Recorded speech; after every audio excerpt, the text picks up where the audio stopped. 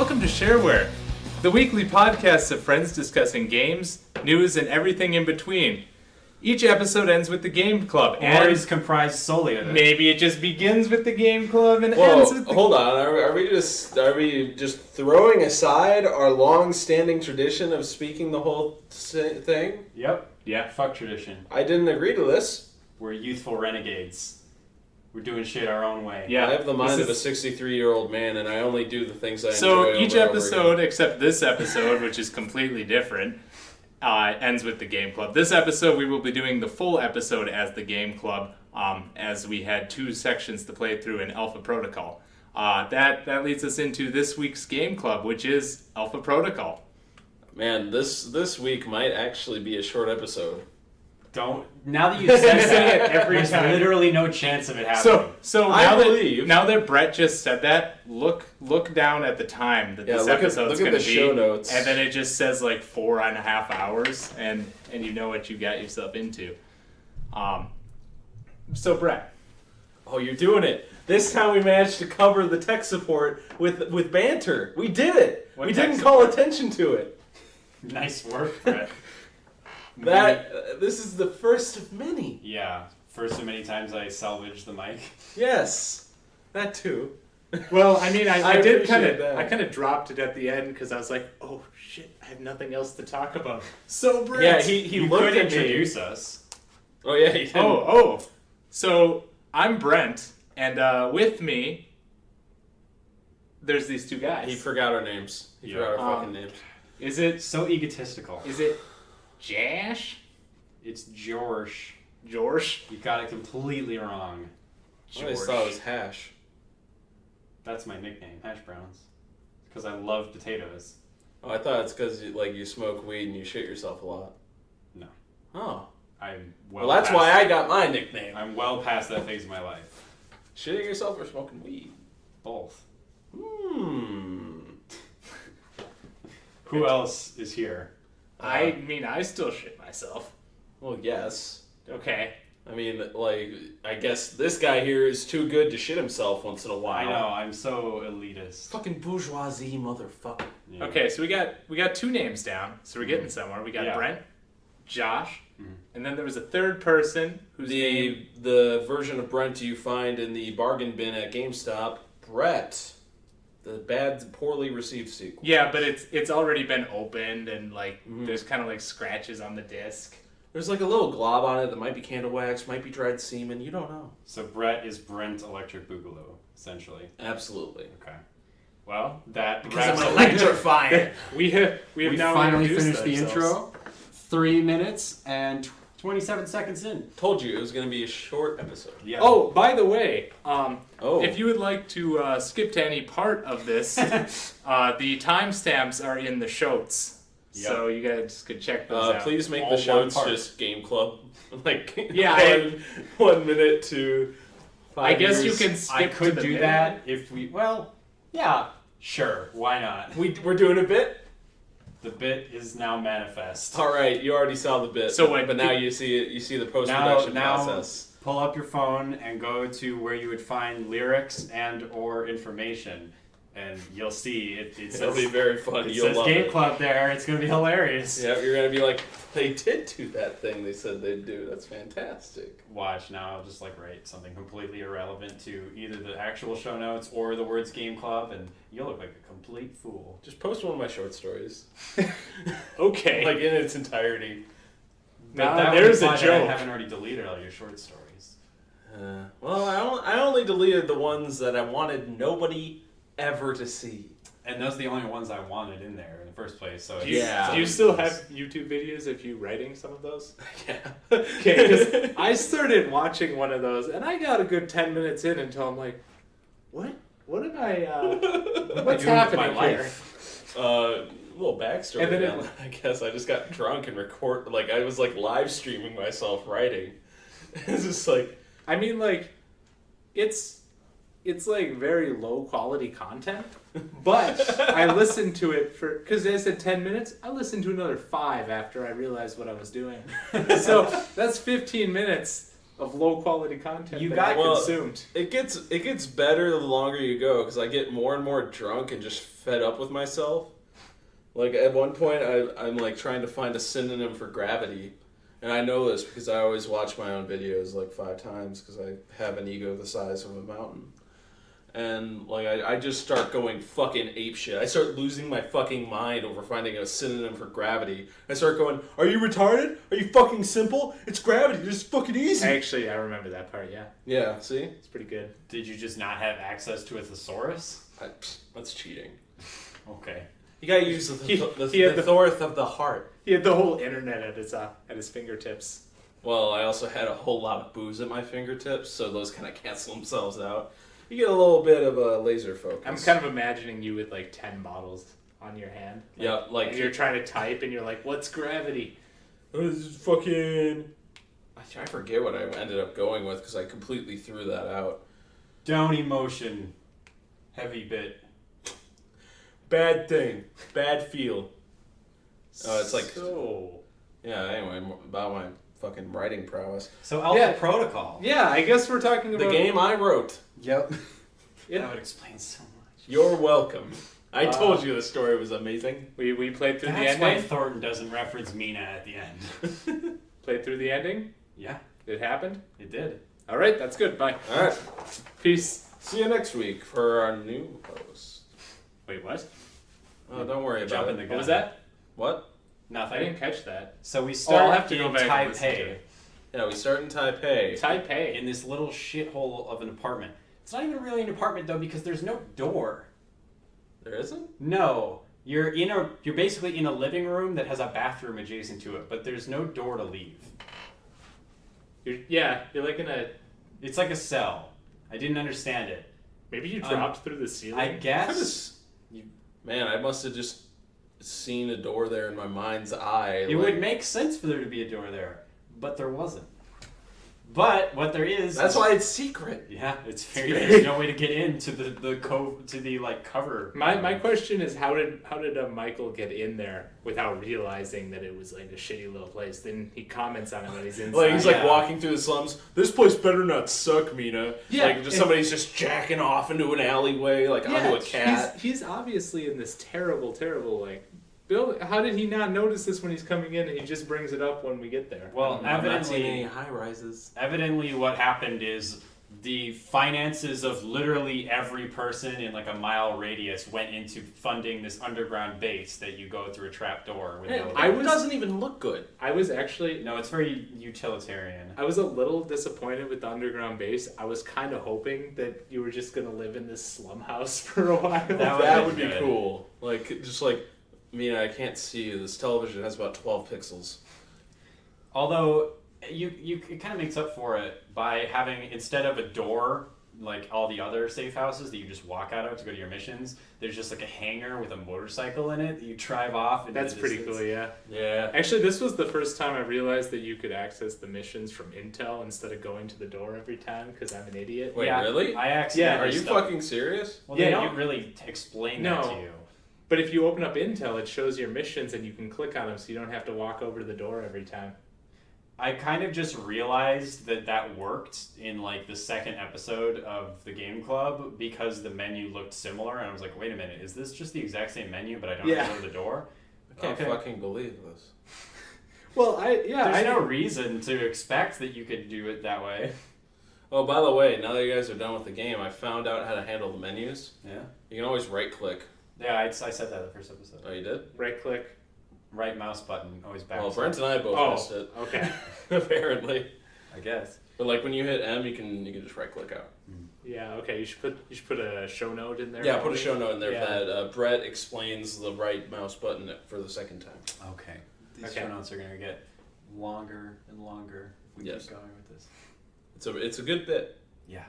Schultz. Okay, No, and so we get into our safe house. And we Mina got a fucking talks. contact home share? Is that how you pronounce it? I think Hong Sure. Hong Sure. I think It's then- SHI, but it's Taiwanese. I'm pretty so- sure you just have to contact Cher. Where do I do that? Oh, damn Shareware boys, we're at the jokes again. Oh, shareware. That was not what he was going for at all. That's what I was going for, over. Is this your I misinterpreted the joke, Southern man? No, I'm making my own joke, over. Okay. Oh, and he's also... Over? Are you a pilot? He's a pilot. I'm trucking down the highway Whoa, to Santa okay. Maria. That makes sense. Hong Kong. How about them lot Hong lizards? Kong. Yeah, got one. Yep, it's over. It's over. Okay, did not need to know that. So we contact Hong Shi, Face. and he demands that... He demands lot lizards. Yes. And he demands that we kill 3 of his lieutenants that have broken off and formed a separatist Yes, movement. some 3 very interestingly dressed lieutenants. Yeah, They're always- some nice dapper cowboy hats and that kind Yeah. of thing. They're very, very unique looking, so that you can pick them out from the I think 2. he's being sarcastic. Well, I'm just saying they put a couple of clothes on them to make them look unique. And I doubt they changed much else about the model. I didn't get a close Yeah. enough look because I was It- kind it of looked just like mowing down generic gangsters. yeah, it looked like the other generic 2 styles of generic gangster. Yeah, so this is when you assault the Triad headquarters in the slums, and it turns out there's actually like 100 of these fuckers, and not just the 3 that were advertised. Yeah. Yeah, Which- the 3 were just the leaders. Which begs the question, if this is how many fucking separatists there are, how big is the actual core movements of Hong Shi? Like, he must have 1,000 gangsters. You'd think so. Well, did you guys get the secret fact? Probably What do you not. mean? I don't think After so. you collect all the intel there? Yeah. Yeah. Like, were you able to blackmail a Hong Shi? I didn't actually blackmail him, but I had the option to. I just I played it cool with him. I'm like, you know what? It's okay, man. Well, the separatists in this mission are actually a huge chunk, more or less. Well, not huge, but moderate. Okay. Like, I would say probably 30%. Okay. And So we only had 300 gangsters. yeah, which is actually pretty. That's a lot of That's gangsters. reasonable. Like, considering the size of his fucking restaurant. I have 0 gangsters. Yeah, exactly. Well, now So he who am does I to too. judge? Fucking. Like, the whole thing is that there's Hong Shi's working with Halbeck. Mhm. A lot of people ain't happy with that. They start going away. Michael Thornton kills every single one of them. And then goes, I'll tell your men.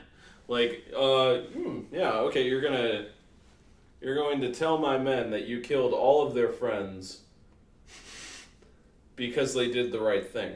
Like, that's what I would say if I was Hong Shi, but instead he just goes, I do not take kindly to blackmail, Mr. Thornton. Yeah, I just I played it cool, professional with him. I'm like, yeah, well, I need your intel anyway, so we're cool.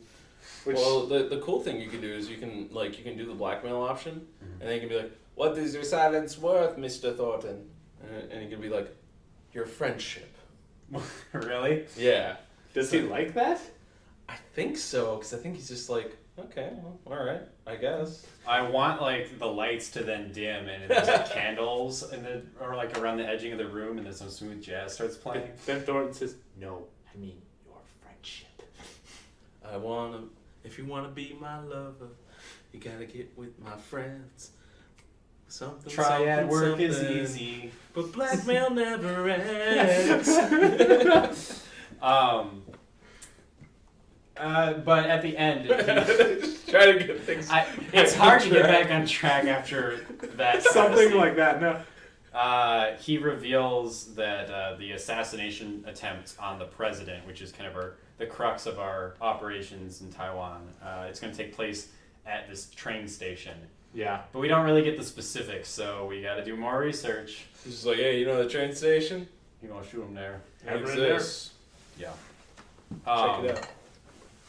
So then we have to investigate the warehouse district data trail. I didn't really understand where did we originally get word of this data? I don't Okay. see. I think Whenever it we just show shows up, up. yeah. Whenever we show up somewhere, it's like I got three places These I'm gonna leads. check out. I'm like, Where were these leads? I don't. I think it's just like you download. I downloaded the data. I downloaded the quest markers. I'm very proficient at Skyrim. Yeah, Move to QT. Done. there must be an envelope that's sitting on the desk when he gets there, and he's like, "Oh, cool, some leads." It's got a Halbeck logo on it. That would explain a lot. But a little trivia about, well, not even trivia, just a fun fact. I somehow missed this mission. Yeah. 8 times. What do you mean you How? missed it? I don't know.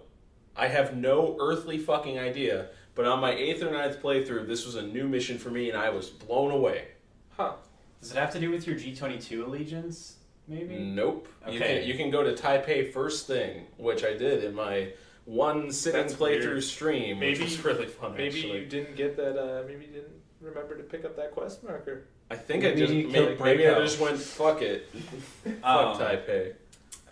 Well, the thing that stood out to me with this mission, it's kind of a typical run-in, snatch and grab kind of thing. But G22 is here, and apparently we're not on good terms because they're hostile right off the bat. Even though I've been working with Albatross. Well, here's the thing. So I was thinking about that. I'm like, okay, so at this point when you saw G22, wouldn't you just like ring up Albatross? Hey, But what's going on? Albatross Well, never gives you his contact. Yeah, he always breaks in. contacts you. Yeah. And it's like, hey man, If I had your number, we could have avoided me knocking out a couple of your guards. oh, knocking out. Or me So- shooting a dozen of his cards. yeah, just Did full on he slaughter. not like that? He He doesn't really care. Okay, because He's I just was like, very careful. You shouldn't have not done to. that. I tried, but I ran out of tranquilizer rounds again. So I was basically just like, man, Albatross, we gotta like coordinate a little more on this shit. He's like, yeah, I'm really bad at logistics. Yeah, like 'Cause this is the second time I've murdered people that work for him because of a miscommunication, and then he's been like, yeah, it might be. I guess Well- he just has so many dudes that they're expendable as fuck, and he doesn't really care. But kind of like numbers on paper. They're all a bunch of Four Eyes freaks anyway. Well, Yeah. so for me, I ran out of trank rounds, Mhm. and I was like, okay, I mean, I could try to beat them all up, but then I found out it's a lot easier to do those missions where you're not supposed to kill anyone by not shooting anyone or trying to tranquilize them, but just running through. Oh, did you get the silent running thing? Nope. Or you just walked? I just, like, I ran, I took cover where I had to, I avoided bullets. Oh, you triggered their aggro, but you just didn't engage? Yep. Okay. And I escaped the whole thing while they were just shooting at me. That And makes I'm like, sense. I don't have to deal with that. It took less time. So that must have made the rooftop thing even weirder. When you get up to... You can't contact Mina during this mission because there's a signal jammer. Yep. And then you find the jammer up on the roof. And Thornton says, hacking this is going to be tough, but blowing it up isn't exactly covert. Meanwhile, there's a man in a helicopter with a light machine gun unloading. So yeah, he was like shooting me down. It seems like covert was kind of thrown out the window a long time ago, but I guess Thornton's dialogue writer was on a different page. But You gotta keep it on the down low. there was one spot where you could stand where like he couldn't shoot you, so you didn't have to take him down, so you could nice. take in the jammer, so you didn't have to kill him. Perfect. I only knocked out a couple guys in that mission. Did too. Albatross acknowledge that you didn't kill any of his guys? No, he didn't acknowledge that I did though. Okay. So he just kind of he's like, "Oh, you're here. What's up?" It's Fair like, enough. hey man, What's like, new with you, man? How are you doing? like your guys were shooting at me, and I mean, Mm. I did my best here. Well, that's a real bummer. You know, things happen. It's espionage, baby. So did you end up disarming the bug for Albatross then? Yes, I did. Okay, because yeah, he basically says after you talk to him at the end of the mission, like, just please delete this bug. You're snooping through our data. And I'm like, the whole reason I fucking came here was to figure out what was going on at this warehouse so I could track down the assassination attempt. He's like, don't worry about it. I will help you stop the assassination attempt. I've got a cool bit here. Yeah. If you have a high Hashtag enough cool bits. hashtag cool bits Brett. Yep. Cool bits. Ooh, that's a good name actually. Yeah. Got a new handle. Got a Yeah. new handle. If your sabotage skill is high enough, you can bluff and actually get away with it. If it's not Nice. high enough, you bluff and he goes, Thornton, shut the fuck up. So what kind of data do you get out of keeping the bug? You get like an Albatross dossier, fair bit of information on him. Other than that, I think you get dossier info in G22. Okay. Oh, Cool. Yeah, it's Makes helpful sense. stuff. You get some Yeah. intercepts in your Okay. mail. And then after this, we have to contact Stephen Heck. This Stephen is Heck. my boy. Nolan North portraying a whack job. Right off the bat, he's pissed that you didn't come to him first. Yeah. Yeah, he is. Stephen Heck is a... Wasn't pissed at me because I always go see Steve first. That makes sense. Yeah, I mean, I can understand why after having met him now for the first time, but he's He's ostensibly a CIA agent that is like stationed in Taiwan, but pretty much everyone gets the impression that he's kind of just bullshitting and he's some rogue nut job with lots of resources and a lot of free time. Yep. I mean, that's what he seems like. And you walk in on him. One thing that threw me off though, he fluctuates between a straight up Nolan North voice, just like, "Hey, I'm Nathan Drake," and this weird like Bostonian accent that. Yeah, he gets a little bit of the whine in his voice. It's weird how he slips in and out. I don't know if that was an intentional thing or if it was just like the recordings take place at different times. I think it's an intentional thing. Yeah, like when he's with you on missions and he does something, sometimes he has this laugh that's a little creepy. Yeah. It's like, hey man, Well, and I don't think that's healthy. The creepiness has a precedent because the first time you meet him, you basically just walk into his front is a dry cleaner, and you walk into his dry cleaner, and in the back he's just torturing some man, and it's like subtly revealed that he's not so subtly, but like slowly revealed that he is just torturing him, asking him where he left his keys. Yeah. Where Heck is asking where he left his own keys to this guy. Yeah. Threatening to make him drink dry cleaning solution. Yeah. Not bleach. No, not bleach. Very carefully, not bleach. Yeah. Yeah. If you go aggressive, you're like, we're gonna make him drink bleach. That's awesome. He's like, dry cleaning solution. Yeah. As soon as I met him, I decided that I was just going to be a complete and utter ass to him. That works. What kind of ass? Yeah, there's a few distinct ways you can piss him off, which was fun. I decided to go, well, at first I was being aggressive, which kind of pissed him off, but later on just kind of like doing the like professional, like, okay. Deadpan. Yeah. And like that just kind of ended up hilarious because he like says something and you're like, okay, man. That's great. Anyway. My approach was a little bit more backhanded. I would basically always be pretty direct with him, but he prefers to be called Steven, and if you call him Steve or Heck, he corrects you every time. Yeah. And I feel like the game like keeps tally of how many times you've done it, because every time I called him Steve or Heck, his correction got progressively more and more bitter. The first time it's just like, oh, it's Steven. And then by the end of the game, if you call him Steve or Heck, Steven. Yeah, he's an asshole. I don't like He's him. a great guy. He's got a short fuse. I definitely, I was like, yeah, this guy, I'm just gonna not be his friend, like as hard as I can. One thing that's cool is that if you are friends with him, he can poison Braco's cocaine for you. Oh, really? Yeah, if you do Taipei first.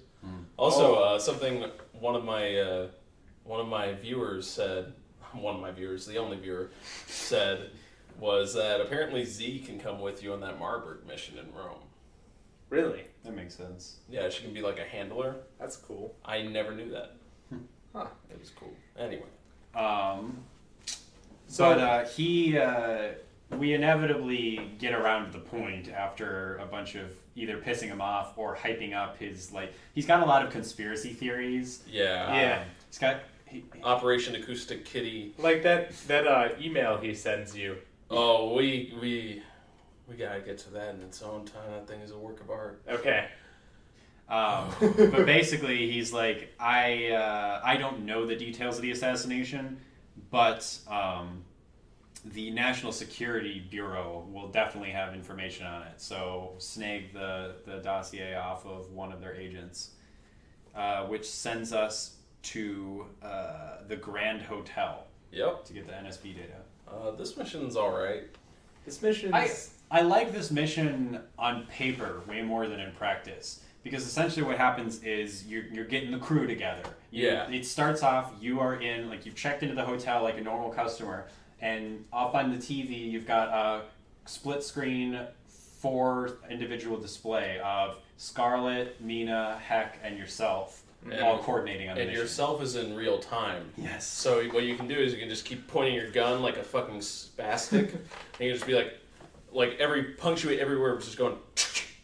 See, I opted to instead tap the movement keys really quickly and wildly, so that the janky animation of Thornton spinning around would just look like combination of Skype lag and me being like a fucking demon.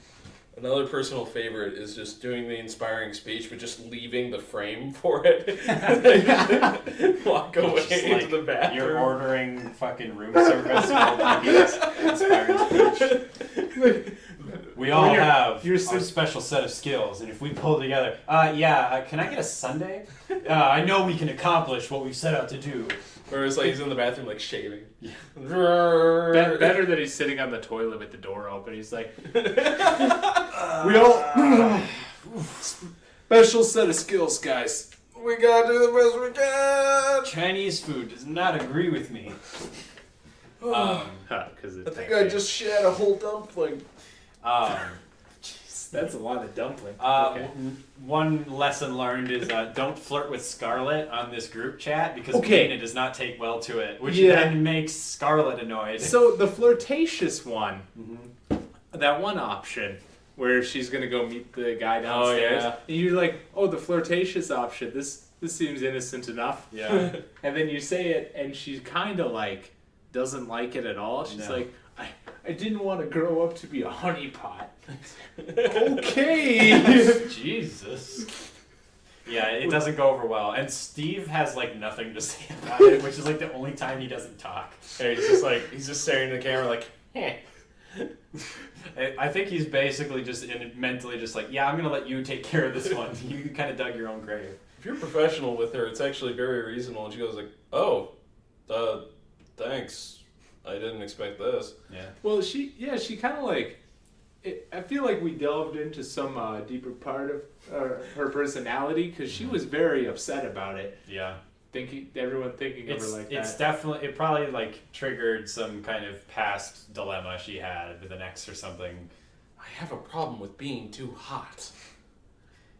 But then like, then love triangle is more what I'm thinking. Oh, not with me and Mina. Mina was really done with me at this point. She really didn't murdered one too many CIA agents. Murdered 15 too many. That's she really doesn't like it when you shoot hookers. No. Oh yeah, I forgot about the hookers. But yes, I absolutely shot hookers as well. Yeah, I managed to not kill any other than that one I accidentally slit the throat of because I got the controls mixed up. I like to imagine you just going, whoopsie. Well, that's why it was so fucked up because it's like a 6-second animation, and I'm just like, no! You made me do this! You made me do this! I kind of imagine he just kind of lost it. No, what am I doing? Whoops. What am I doing? I'm sorry, this is just instinct. But Scarlett flirts with a Halbeck exec in the hotel and gets the key card you need to access the NSB database. First, how did you guys have Heck handle this? The basement level. Oh yeah, so Heck provides distraction. That is I his told role. him to. I tried to tell him to like keep violence to a minimum, like be distracting, don't leave any bodies. Yeah, that's what I told him. And he just starts shooting the place up. Well, yeah, minimum. Yeah. Well, like I tell him that, and then his distraction. What was it? He you go down the elevator, and he says something like, "So hey guys, what's up?" What does he say? I forget. It's something weird. It's something like, you ever seen the Rockies? Or some shit. Just like really inappropriate small talk. Yeah. Oh, go ahead. Then he starts shooting. Yeah. For my stream playthrough, I decided to go with the gimmick of making everyone hate me. Alright. By the end of it, the only two people that liked me in the game were Grigori and Braco. I guess if everybody hates you, then Braco has to like you. Pretty much. Because he's such a jackass. He's like, you're like his fellow loner. Yeah. What I did for this one is I was like, Heck, don't fucking kill anyone. And then while he was there, I immediately just joyfully... Did he acknowledge your hypocrisy? I don't know. It was kind of a blur. Okay. Because, like... That would be cool. But, like, it was just going, Mike, stop! Fuck. What is she like at the end of that? Is she just kind of like... I like to imagine she's just like... How am I... I'm letting this happen. This is so much worse. Because I once again didn't kill any guys, and I went with my pro strat of just booking booking it through. Did you like spec into health or anything, or no? It's like Like, As are you long getting as- any loot? Are you getting any money, any intel? Yeah, I mean, I'd pop in places and get stuff. Like, I would get, like, you pop in the I'm side just room. imagining like They're, your like, whole shooting- gameplay has the Benny Hill theme running over. Yeah, it's and you're basically just like sprinting that. through hotels. Well, like, they're shooting at you, and you're, like, picking the lock really fast, and you're like, all right, guys, and then you pop in the room, you find some stuff, and you're like, okay. No, Then, like, you just that kind is a of... playthrough to live stream. Jesus Christ. Speed run! Literal speed run. You know what? I've never done a speed run. How have you not? You've played this game like 30 times. Well, because then I would only be playing the gameplay parts. Yeah, fair enough. That wouldn't be worth speedrunning. Now that I think about it, it makes zero sense. But you end up getting to the data, and Hack has a bit of a contingency, which is that he wants you to delete their file on him so he can continue his operations without being disturbed by any like actual government authorities from any nation. But this will add a new wrinkle to the mission in the form of an alarm. The security lockdown. Even though, like, the alarm's been going off for a long time now. And This is the one time where they actually justify it as being like a distinct issue because they actually like all the doors actually physically lock. Yeah. Oh, Whereas okay. before it's just like, oh, we're like 30 minutes into a gunfight and the alarm went off. I guess now they know I'm literally in a full-scale war with them. Yeah. So it makes some sense this time. So you have to like hack your way out of the security lockdown. I got the data for Hex so many times that now I forget I can go through the front door when I don't do it. Oh yeah. So I didn't do it. Oh my god! How do you not like Stephen Heck? No, I mean he's like a You cool wanted to dude, piss him but off. I like wanted to see what he was like when he was angry, which I found out. When we get to that, let me know because I'm really interested to see how that changes things. Because you actually spent a lot of time with Heck. Yeah. He's one of the like better integrated characters in the game. Yeah, I didn't Corresponding hate his chapter. character. I just kind of wanted to piss him off at a certain point. Yeah. Brett, have you ever pissed him off?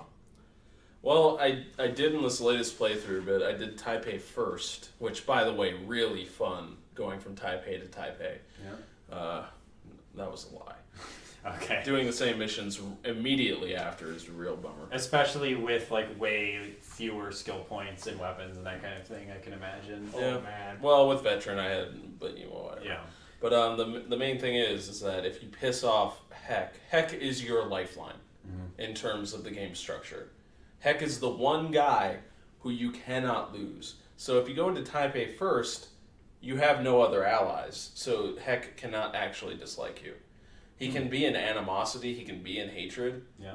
but he cannot dislike you, or else you would lose your lifeline in the game. Weird. What do you mean you're like here? Because otherwise, like at the end, who would you go with? Wait, what do you mean at the end? The For very end. You're picking your three. Yeah. From your three. I was actually Okay. going to ask about that when we got there, how they handled that. Yes, If, Heck is always available. if you were able, okay. But Unless- I just wanted to get that out there, kind of a structured thing. Okay, I guess I Wait. kind of. Well, let's readdress this. Can you remind me when we get to Yeah. the beginning of that mission? Because I actually have like a few things I want to like talk about in Yeah. terms of the formatting of that. Well, But so now we have the NBS info because Heck covers our escape, and we end up getting out through maintenance tunnels. or the front door, because you're Yeah. like, hey, heck, I'm not doing nothing. Yeah, exactly, or the front door because it's Jesus. way less complicated. But so now we know that the assassination plan. This is like it's like the shittiest breadcrumb trail because we've literally spent the last 3 missions getting the info to get the info to get the info to now get the assassination plans. Yep. Yeah. So we have just now gotten the 4th piece of information that will now take us to the people who actually know what the fuck is going to happen. Yeah. And spoilers, not spoilers. They don't know what the fuck is going to happen. Yeah. Like, So that's the best part of it. Oh, we forgot to mention it, but when you kind of wrap things up with Cher, he warns you about a mysterious agent known as Omen Deng, Yeah. who No. is very immature. That was- That was fucking funny. Wow. That wasn't What even a good what joke. a great That- bit. Omen Dong, really? That does not meet the standard Oh, I should go change my notes. Yeah. Yeah. You should go change your name to Omen fucking Idiot. For the sake of Thanks, full Fred. disclosure, Yeah, you're welcome. my mission says Hung Shit demanded we deal with a separate faction instead of Hung Sure. I can live with that because he's at least next to R. You could at least play it off as like, Well- oh, whoopsie. Oh no, it was an accident, but I mean his name is just spelled S-H-I, so you don't Yeah. even have to hit the R. Oh, yeah.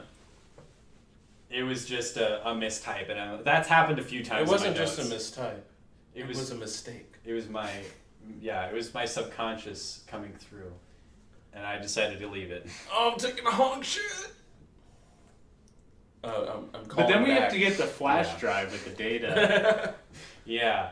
This mission, did you guys get the Stephen Heck assist option for this mission? I don't think so. I think Steven was too far gone for me at this point. Oh, you guys would definitely know if you had gotten it. Yeah. Gatling gun? Oh No. yeah, Okay. I did. That's right. Yeah. Alright. It happened so quickly. I kind of forgot about it. I didn't. I usually kill everyone that could possibly affect before it's Yeah. But yeah. So not the count. Omen Dang, who we were warned about, finally, like 2/3 of the way through this continent, Yep. he bumps into us as we're getting the lay of the land at the train station, and He's like a more I- competent Marburg. So yeah, I didn't know. he's a better Marburg in every way, except for the fact that they don't fucking characterize him at all. Yeah. It pisses me off. But basically, he's a member of the Chinese secret police, which is the agency that's conspiring to assassinate the Yeah. Taipei president. And he's got this badass giant cloak with these shoulder Looks pads. so fucking yeah. cool. And it fucking like pulls over. It's like it's asymmetrical. So like one of the rows pulls over the front like he's Dracula. Hell yeah. It's hard to explain without it seeming cheesy, but he really does look like a complete badass. He's kind of like got blonde hair, like. isn't it Yeah, blonde? it's like bleached. bleached. Bleached. Yeah. But he's like the coolest character that actually isn't cool because they didn't bother to fucking like color in the coloring book. Yeah. Yeah, there's some stuff in the dossier, but it's just kind of like, oh, that makes sense. That's why he is the way he is. Yeah. Well, see, Okay. for the train station mission, I guess I didn't really. Maybe I missed something. I didn't know we were gonna like try to be like stealthy there. So I'm just like That's hanging like out this game and hanging out in my stealth gear, and he walks up. He's like, "Oh, you kind of stand out." Yeah, And- wear something that blends in with the civilians, not the environment. Yeah, Yeah. that's what he says. Which to which I thought, yeah, I would totally do that if I ever bothered to change my outfits to like match the situation. I actually did once go in with like regular clothes, and it's disappointing because all he does is just go, "That was a good idea. It didn't work." Yeah, that's kind of shitty. Yeah, like It'd be cool if they found some other way to start the mission. Yeah, like Or if you got to bypass the whole mission, you just kind of got. That the would be flash even drive. cooler because it's like, "Oh, you're the American in the shitty clothes. Here's a flash drive. Nice dragon on your shirt." yeah.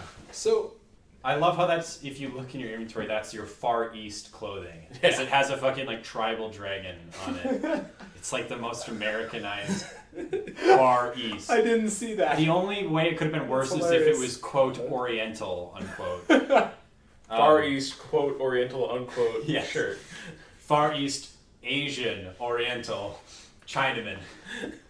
He's just wearing the fucking like field hat. He's got like fake teeth, buck teeth. Tabo, Mr. Omendang. You give me assassination tips? I am your countryman. And Owen Dang is just like, yeah, that checks out. Here you go. Uncle Gary? What are you doing here? That would have been a way better way to play the mission because the mission sucks. Yeah. Does it? So I don't know. It is kind of it's bad. in it, grand it has scheme. it has its mediums and downs. Yeah. So Omen Dang locks us in a supply closet basically. But it's like it's like one that leads into this huge fucking behind the tracks system. Yeah, it's Yeah. like a utility room with like dials and shit. But yeah, there's a grate on the floor. We go through and we sneak It's out through That's the maintenance thing. tunnels. It's like Omendang's like, he will never get past this. And it's like there's a hole in the fucking ground. Well, it's not even that. He literally says like, "You're really good at your job. You're gonna get out of this, but I'll wager you get out of this just late enough that I get my shit done." Yeah, and Yeah. then it holds you up for Literally 5 2 minutes. 5 seconds? Well, if you count the room, it's 2 seconds. But having to go through the maintenance tunnels ends up taking a significant amount of time. Yeah. Yeah, I actually forgot about that You whole have to part. shoot and I your played way through it through. twice. Did in the last anybody week. else get turned around in the maintenance tunnels? Probably on my first few playthroughs. Okay, Yeah, I think I was a little. there was lost no there. good reason for it, but like Was it the the zipline part? No, it was before that. It's when you see the environments are all so samey. Like it's literally, it felt like they copy pasted rooms. I think literally they did. thought They've done that before. they copy pasted rooms like 2 rooms apart. Like it was room A and then room B and then room A again, and that's what threw me off because. So room A is you go down this massive or you go up this massive series of ladders. Yeah. It's like 3 ladders in this one room. You're going up 3 stories. Very fun.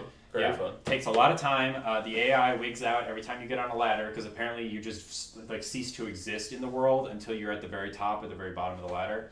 So that's cool. If you need to like regenerate health, just climb Just halfway hang up the out. ladder. Yeah.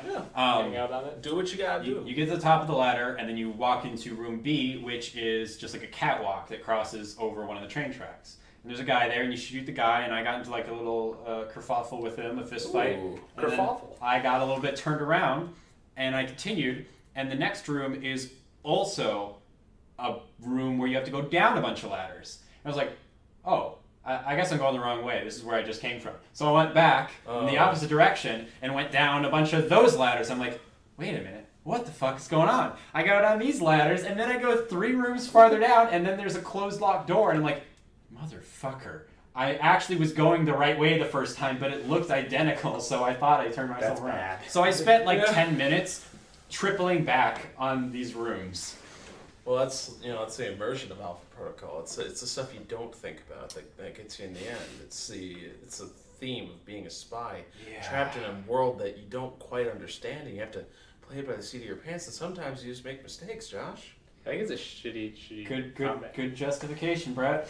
They call me Peter Mullen. I think there's some parts of the game that are just really shitty. Yeah. The part with the zip line is my personal favorite for just player misdirection, because you're like, oh, a zip line, woo! Oh, there's nothing down here, and I have to go around the whole fucking room again. Yes. Okay. I saw the zip line, and I'm like, Where does where that does even this go? go? Why would It's I like need I this? saw It the goes fucking nowhere. There's no point to it. You're just like, do I want to go down there where nothing is? Absolutely. On one hand, I like that because I appreciate when games create environments that feel like real environments where not everything necessarily tunnels you towards your objective. But on the other hand, that's fucking shitty design because they haven't used that methodology in any other part of the game. Also, like, a zip line is explicitly meant. From point A to B. Yeah, it's like. You don't put a zip line to like your walk-in closet. You put it to the front door. Like maybe Google or That's something. where my zip line goes anyway. Like Google would put a zip line in for just like, oh yeah, woo, we're going to Recreation. we're going to our next soul sucking job. Yeah. But you get through the fucking maze of maintenance tunnels, and you meet up with Heck for a second. He's got this cool rig where he's got a minigun set up on the side of a train that he somehow orchestrated to drive by, and he does a drive-by shooting. And he says that he's been on there for like 5 days. Wait, does he do a drive-by shooting at the guards? Yes. Yeah, it's indiscriminate. So I didn't have Heck for this, and understandably. Mina is directing me. Oh, so she unloaded on him. No, Heck isn't a handler. He just shows up in the mission. Oh, okay. He's an assist. Okay. But yeah, because when you start going up the tunnel towards the guards, like Mina makes a point. She's like, "Now remember, Michael, these are paid civilian guards, not the henchmen of Omen Dang." Yeah. She drives Omen Dang? Yeah. Omen Dang. Dang. Omen Dank. You're not allowed to smoke weed in China. It's a good omen. It's illegal. I believe it. Well, it's illegal here too, but it's not illegal. Well, depends on where you are. I mean, it's illegal a little bit. It's illegal-ish. Comedians go up on stage and go, "I smoke weed," so fuck them. Yeah. In China, comedians go up on stage and then you find They don't. They don't. You find the guy who has the flash drive with the assassination plans. And this is the worst part of the game because you can't even use chain shot on him because he just runs away at normal speed. Yep. Yeah, I wrote, you shouldn't design a sequence where I chase a man in a game where I have the ability to freeze time and shoot 6 critical hit bullets into the back of somebody's head on a whim. Because, yeah, you can unload on him and do things that would normally kill, like, endgame bosses in one go, and he's just like, I'm gonna keep running. See ya! Yep. So that's fun. You chase him down a bunch of train tracks, and then you get to this junction where he flips the lever so that the train's gonna run over both you and him. And I didn't really understand this because there was clearly, like, a ledge you could jump onto. Yeah. Basically, he's like standing in a spot where if you want the data, you're gonna have to die for it, basically. And it's like, okay, kill him and then quickly run it to the lever and divert the train away. But he could just walk to the right. There's a curve, like he could just step up on this lip. Yeah, or you could just like walk to the. There's a other ladder tracks. there too, wasn't there? There's like 10 ways he could not have to worry about it at all and just watch. Or the other one is that he just shoots him and then he walks back the way he came. Yeah, I guess the one justification I could understand. Well, actually, now that I'm thinking about it, does he grab the data before the train comes or after? After. Okay, then never mind. Because I was going to say maybe he was worried about the flash drive getting crushed by the train, so he wanted. That's what you'd think. Yeah, but no, he doesn't. He grabs it off of the corpse. So there's no reason for this like contrived drama. And then he like leaps out of it with 1 second remaining, even if you have 15 seconds on the clock. Yeah. They must have been like, we need some way to have this guy have like a little. We need a cool train sequence. Yeah, put in a like, cool train sequence. But like the guys are like, well, we only got like 2 train tunnel models, Yeah. man. So I mean, I you're gonna have to pick understand one. the desire to have on the rails drama anytime you're in it. Wait, was that meant to be a pun? Not really. Okay, never mind. I meant it very literally, like, oh shit, someone's gonna get run over by the train is like a typical It's action. like Red Dead Redemption. Yeah. Well, even outside of westerns, it's like an archetypical like action ultimatum of like, are you gonna address what's on the tracks or are you gonna get the fuck out of there and save yourself? But it really had no place here, and it felt like completely tacked on bullshit. I think that's what it was. Yeah. Like Taipei, I would say has probably the worst missions with the best characters. In Scarlet and Heck. Yeah, I could see that. Yeah. And then the disc starts self-erasing. There's some serious skepticism going on over here in this most of those Saudi Arabia missions were bad. Well, yeah. That's I guess true. if you're just honestly, I hubs. forget Saudi Arabia is part of the game. Okay. Like there really is basically nothing to Saudi Arabia other than the end of the last mission where you decide what to do with Ali Shahid. Yeah. it's like meant to be a tutorial for the combat, but you don't really want that because you'd rather not do it. Yeah. But I could see why, out of all the hubs, it probably has the worst missions. Yeah. Yeah. The 3 core ones for sure. The real game. The real hubs. Like it's like the first Alpha Protocol thing, that's a real game. And Saudi Arabia is just like kind of a coma state you pass through. Yeah, you're hibernating. Yeah. But so you get the disc home, and Mina starts sifting through it, and oh no. Another cool bit. Oh. If you have a really high sabotage skill, you're doing the hacking instead. Can you get both pieces? No.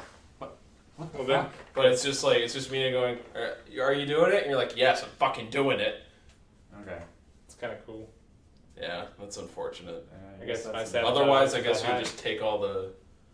Like, they wrote themselves you into a should hack it corner. simultaneously, so... Well, basically... That would actually make a lot of sense. This is like the 50th time they've given you the choose the left option or choose the right option ultimatum. And this time, instead of who do you want to save, it's do you want to get the plot details about the actual assassination or the riot triggers? Because basically what they're doing is upsetting the balance of peace in Taipei with the assassination and triggering like nationwide riots. And you can only stop one of them, which didn't. I don't know. I wish they had explained the riots more because they kept saying it as if the president dying was what would cause the riots, but then they go on to articulate that you could only stop the president's assassination or the riots. Well, the thing is that the riots are just stirring up the latent Taiwanese-Chinese aggression. Yeah, but I wish they had like elaborated on what exactly they're doing to cause the riots. It sounded like Well, they're just well, gonna at be like, first they can just go, "Oh, the president's been shot." You know, like you don't know if he's killed or not. He just kind of falls down, gets taken to a hospital. There's plenty of time in there to get kind of rabble-rousy, you know, get some shit going. I think And then that's by when a riot starts, it is started. yeah. Yeah, but I'm saying like they feel like one and the same issue. So like, what happens if you choose the right? Did you choose the right info or the No, I chose the assassination? Because it Yeah. seems like the most important part. What happens if you choose the riot info? Just kind of, he gets a lot of bodyguards out there so that the people starting riots can't actually get it off the ground. Okay. So there's like a more police presence so that, And then the president dies, yes, but they don't riot. no. They still riot. So I mean, like, they have a shitload of secret police around. Like, the people who start shit are getting beaten. Like, they don't. They actually don't riot. yeah. Okay, Oh, you made it sound like they still rioted the way you responded. Oh, no, I didn't mean to do that. Okay, Okay, so that makes sense. yeah, because when you go to his house, you're like, hey man, Yeah. both these things are gonna happen. He's like, well, believe only what you got data for. It's like, Yeah. yeah, just take some precautions. I can only act on what I have evidence of. Yeah, so you contact. Well, I mean, to be President fair, if, Song. like, a Taipei citizen came up to Obama and went, "Sir, you're under attack," Yeah. he'd just be like, "Who the fuck? Get out!" Yeah, it makes sense. It's just frustrating because it's like, well, dude, if like I have proof of half of this plan, and there's this very conspicuous gap in all of the orchestration that's like detailing all this other shit that's gonna go down. Can you just finance some more cops? Yeah, But it's it- like, it'd make me look weak. Yeah, It's like, well, that's true. you You're probably also look gonna pretty, get killed. you probably look pretty weak if you bled out on the podium, but you know, but whatever. I picked some good data, Yeah. so you're gonna live. And So you're yeah, not gonna. he You can get really petulant too. Yeah. Be like, "Why aren't you listening to me?" That's. I Fucking think that's what I Americans. did. Yeah. That was pretty good. It's really nice. I Because like you could just completely be like Clay Thornton is ignorant of the fact that he is the strangest man on earth right now. Like, well, just you like know. completely self-centered perspective. It's like, but I know it. I know it's gonna happen. I have the facts. I know them in my head brain. The flash flash drive drive told me. I hacked it with my fast hands. So did you also go for the president information, the assassination information? Do you not even remember? It's kind of a blur, man. All right, I've done let's both assume so much that we I can all talk. did the same thing, which is Yeah. we tell him you're gonna get shot, and he's like, "All right, I'll wear a bodyproof vest or a bulletproof vest." Bodyproof vest. His I body. will get rid of my body in a second. Okay, wait, becomes now I Rayman. just thought about something the other way. Yeah. So, if you do choose the riot to get the riot information, you bring him the riot information. He's like, okay, I'll put secret police out. What's his reason for not wearing a vest? Like, is he like, well, I don't believe you. I'm not going to wear a No, vest. he's just like, this will make me look really weak, and it'll like weaken the position of Taiwanese independence. To wear the vest. Yeah, But- I mean, when he says it like he says it with such conviction that I was kind of just like, okay, sure. 'Cause No, he no. basically, I'm talking for the riots. Putting police out there makes him look weak. yeah. But wearing the bulletproof vest, like in the flipped situation, Well, I mean, He was already begrudging to put on the vest because he's like, the vest makes it seem like I'm expecting to be assassinated, which in his own country. Yeah. okay. So like It'd basically, be like he's Obama going out in a riot suit to do a speech. Like, it would show that he is, for some reason, gone fucking Paranoid. crazy. Yeah. Yeah, he's basically like the situation is so volatile and like everyone is so like there's so much unrest among my people that I can only get away with one of these things, which is like it's very video gamey, but it's like they gotta If it was Yeah. one thing like this, it would pass muster. But it's not. it's more that this is the most tenuous one. Like they've done this better in every other section. Yeah. I feel Yeah. so for here it's like, well, I can only have guards or protect myself. It's like, come on, dude. Well, if you just kill everyone in the audience, there can't be any riots. Yeah. And then you can wear a bulletproof vest. If you just assassinate your entire country's population, then there's nothing to worry about. I would He just could like have to taken- say it is an assassination, just because it happens in genocidal numbers does not stop it from being an assassination. Yeah, you hire one hitman for every person that lives in Taiwan. So that's gotta get expensive. Yeah, The but hitmen he's start the attacking each other president. on He can accident. get it. But yeah, so now you have to stop Omendang at the memorial rally. This mission kind of. Yeah, this mission has. This is another mission where, like, if you look at the bullet points of what's going on, it seems like Looks okay, this cool. could be interesting. Yeah, this will be fun. And But then you instead play it, it's like this is kind of long. It's long and it's very monotonous, and it has the worst NPC dialogue of any mission. Yeah. By far. It was weird how basically the chatter of like non-alerted enemies or roaming allies is usually like it's pretty run of the mill. It's just like a searching area and stuff like that.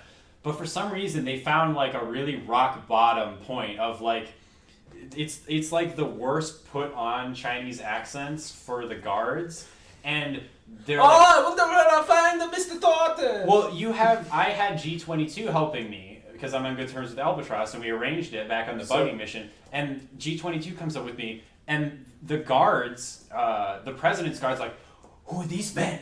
And then the G22 like go into this like fucking tirade about like explaining why we're all working together, and it felt like really forced and unneeded. Wait, were It's those you're talking about the second group of people you met up with? Because like I had two helpers on the mission. what Yeah, was your the other triad and the G22. Yeah. And then they like met up and they were like, who are these people? Yes, yeah. You're Yeah. right. It was the triad. It wasn't the guards. Right, yeah. Um, And then The guards are like later. They're not actually in the gameplay, but you see them. There's like a couple, not nearly as many as if you pick the riot. I guess like when you're going through the doors really quick, it like messes with the NPCs. Oh, big time. Because they're like all of a sudden they're not with you anymore, and then like Yeah, it's really I lost weird. G22 for a while, and it was kind of annoying because like they were distracting enough that I could move through the environments quickly, and then I had to like put the brakes on because G22 left for like 2 encounters. We gotta Yeah. go. I gotta take a piss, man. We'll join you in a little bit. My head really hurts. This 4-eyed visor is like really fucking with me. Well, we No won't be more with you for taking the, hog shit. but we won't be with you for the important part of the mission where you have to fight this guy. But Yeah, the actual okay. part where I need it. But yeah, so you end up getting to like the steps of it looks like It's a like palace. I think it's like it's a memorial museum or something. Yeah, it's a museum. It's like It's all very like antiquated progress. design. Yeah, it's like a traditional. There's a statue of the temple. guy, which I never notice in gameplay. I only notice it when it comes up in the credits. Oh, but you get to the steps and Omendang is up there, and he spots you, and he has the most badass boss fight intro animation. I so fucking wanted them to actually make Omendang a character instead of just a dude to shoot at. Because he's walking up into the museum, and then he like hears you or whatever, and he turns and he looks over his shoulder, rotates just like halfway, he like doesn't even look you full on, and he just like pulls a fucking 50 caliber Beretta out of his coat. That's why he's got this big fucking like shoulder pad, like he's got like a tower of robes around him because he's lugging this big sniper rifle around, and he like one arms it and like whips it out to you. yeah, It's he so whips cool. it out to you. Oh yeah, he whips it out. It's And very that's intimidating. that's something he does Bigger a than lot you in this expect. boss fight. Yeah, Like that's pretty cool. I never see So- it because I'm playing with pistols. yeah. Yeah, it was really weird because I thought the boss fight was starting there, and then you go inside and you think the boss fight's happening there, but no, the boss fight doesn't And actually then you happen. go further, and then the boss fight happens there, and you're like, okay. it's Yeah, on you a have to balcony. chase him through all. Like at first, I was like, "Oh, this is a really cool arena," and like I really like this boss fight conceit. But then they end up not doing what I thought they were gonna do, which is you're chasing him through this room full of like work in progress museum stuff with like scaffolding and everywhere. And I thought it was gonna be like provoke him to pop out of his sniper roost and take a shot at you so you can shoot him, and then he like relocates to a different part of the room. Like I thought it was going to be like the sniper fight in Metal Gear Solid 3 where you're basically like Well, constantly... that's a high expectation. I'm for not this saying it was war going to be game. as good as that, but they set it up to be like that where he's like constantly repositioning. Yeah. But instead it's just like a oddly veiled chase sequence where Yep. he has a health bar but you can't actually kill him. Yeah, Yeah. you can Yeah, you kinda only do get a couple damage shots with it. on him, and then Yeah, you get him like a quarter of the way down and then he moves out to the balcony and then... where you actually have your boss That fight. is a more boring area to actually finish him off in. And then you've killed him, and we've learned almost nothing about him in actual dialogue. Like, yeah, you can get dossiers on him, but it's like, I don't want to read a fucking Wikipedia article about this person until you've made me give a shit about them. Yeah. And you haven't done so in any way other than the visual design of this character is cool, and the voice actor is pretty solid. And there's a second shooter. And then he drops, there's a second shooter, so he gets shot anyway. Yep. And So the riots like break out. the Quickly though, his fucking weapon drop is a shotgun. like during the fight, if he survives long enough, he pulls out like a shotgun, he pulls out an assault rifle, and pull out a bunch of shit. Okay, I killed him before that happened. Yeah, I only found this out because my stream playthrough was with the SMG, so I wasn't immediately murdering dudes. Also, SMGs are actually kind of fun. Okay. Like you have to stack a lot of damage reduction and shit, but it's a fun time. Yeah, he pulls out a shitload of different weapons, and that's kind of his gimmick. Is that he's got all these weapons. He's got an armor All under like his coat. Yeah, he disappears and he comes back with something else, and you're like, oh man, that's less funny. The dynamic of this fight is changing, but He's dead gives already. a shit. Also, like the combat isn't fun enough to make that like a promise worth fulfilling. That it's weird because the thing he's using in all the cutscenes and like from what I saw was his most iconic weapon was a sniper rifle. Yeah. So for him to drop the like literal opposite of a sniper rifle was like, what the fuck are you guys like? And it sucks because it's like, okay, the only weapons in the game are pistols, SMGs, assault rifles, which are all 3-round burst, and shotguns. So I guess the only way they could do it is by like contriving an assault rifle that acts like a semi-auto sniper rifle, which would have been cool, but it's more work for them to do. The but sniper rifles are more like turrets. The thing about this, it's like if you were playing a Green Arrow game and you kill Green Arrow and he drops a katana. Yeah, it's like he's very clearly got something else going on. But the thing about this hub that I really really dislike is that you do a mission to get info, you do a mission to get info, you do a mission to get info, you do a mission to get info, you do a mission to get info. All the info you get is fucking wrong. Yeah. Who gives a shit? You were just fucking wrong. Yeah. And there's nothing you can do to fix this. You know, there's nothing you can do to know who the attacker is at this point. Yeah. Yeah. So you're just kind of like, oh, well. It was also kind of like point of that. They yanked my fucking chain. It was also kind of like, I mean, okay, so he was gonna, if he was wearing the vest, I really just didn't need to stop Omen Dang either. Could have shot too. Theoretically, Omen Dang is good enough shot that he can get a headshot. Yeah, okay. Omen Dang can do basically whatever he wants. Okay, I guess. That's more or less what it says in the dossier. He has plot-assisted aiming. He's the king of shit. Yeah. But also, if you thought you were going to stop the assassin, you could have just stopped the riots. You could have stopped both. Yeah. But the whole like thing maybe that's meant to be the idea, is that you think you can do that, and then you give them the riot. That's part of your decision when you get the riot info instead. Yeah, you're like, oh, I'll get the assassin. And it's just too much to handle. It was just kind of weird. Yeah. And that's the end of Taipei. Yeah. It's a really unceremonious ending. It somehow has more closure than fucking Moscow, though, which was like literally just like, oh, I guess I'm done. So I did get like a little bit at the end when I got back, because Heck contacts me and he's like, hey, Helbeck was here. Yeah.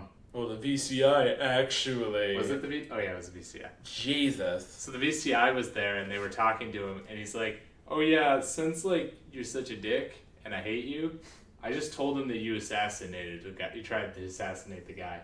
So when you leave the hub, you're like, that makes sense. You're wanted by like world police or whatever. Yeah. Yeah. Were you on good terms with him? Yeah. So who's the guy that it gets blamed on again? When? The guy who's getting tortured for keys. Oh. That poor man. I didn't remember his name. So they were talking about like, that somebody else got... They covered it up by putting the blame on somebody else. And I was like, okay, cool. I don't know what the fuck that is. That's sad. Yeah, Wenshu lives a very bad life. He ends up getting executed for it.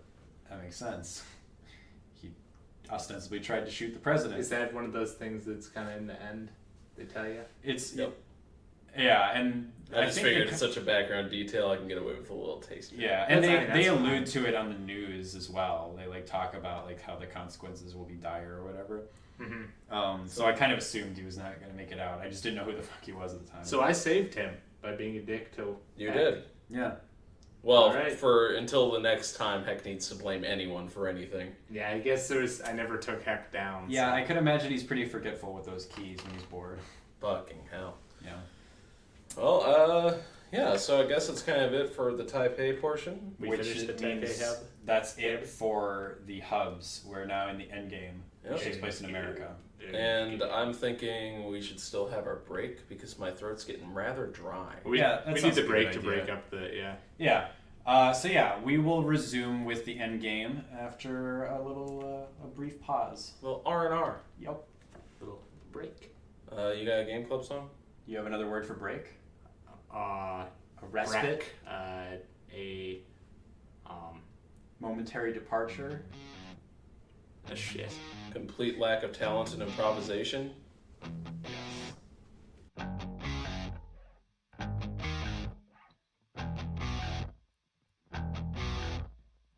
I wrote a list, but I lit it on fire.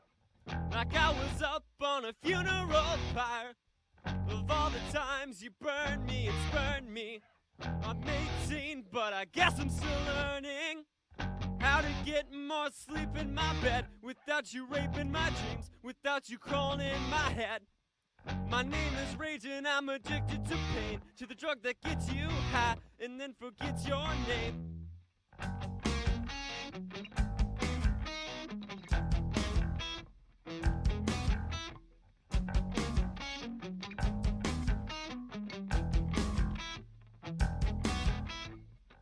This is the last time I let you touch my skin.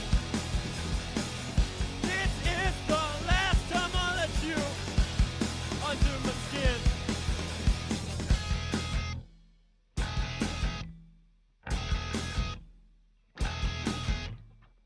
Well, that's life, it's just the way things are. Your engine's faulty, but I still wanna stay in your car.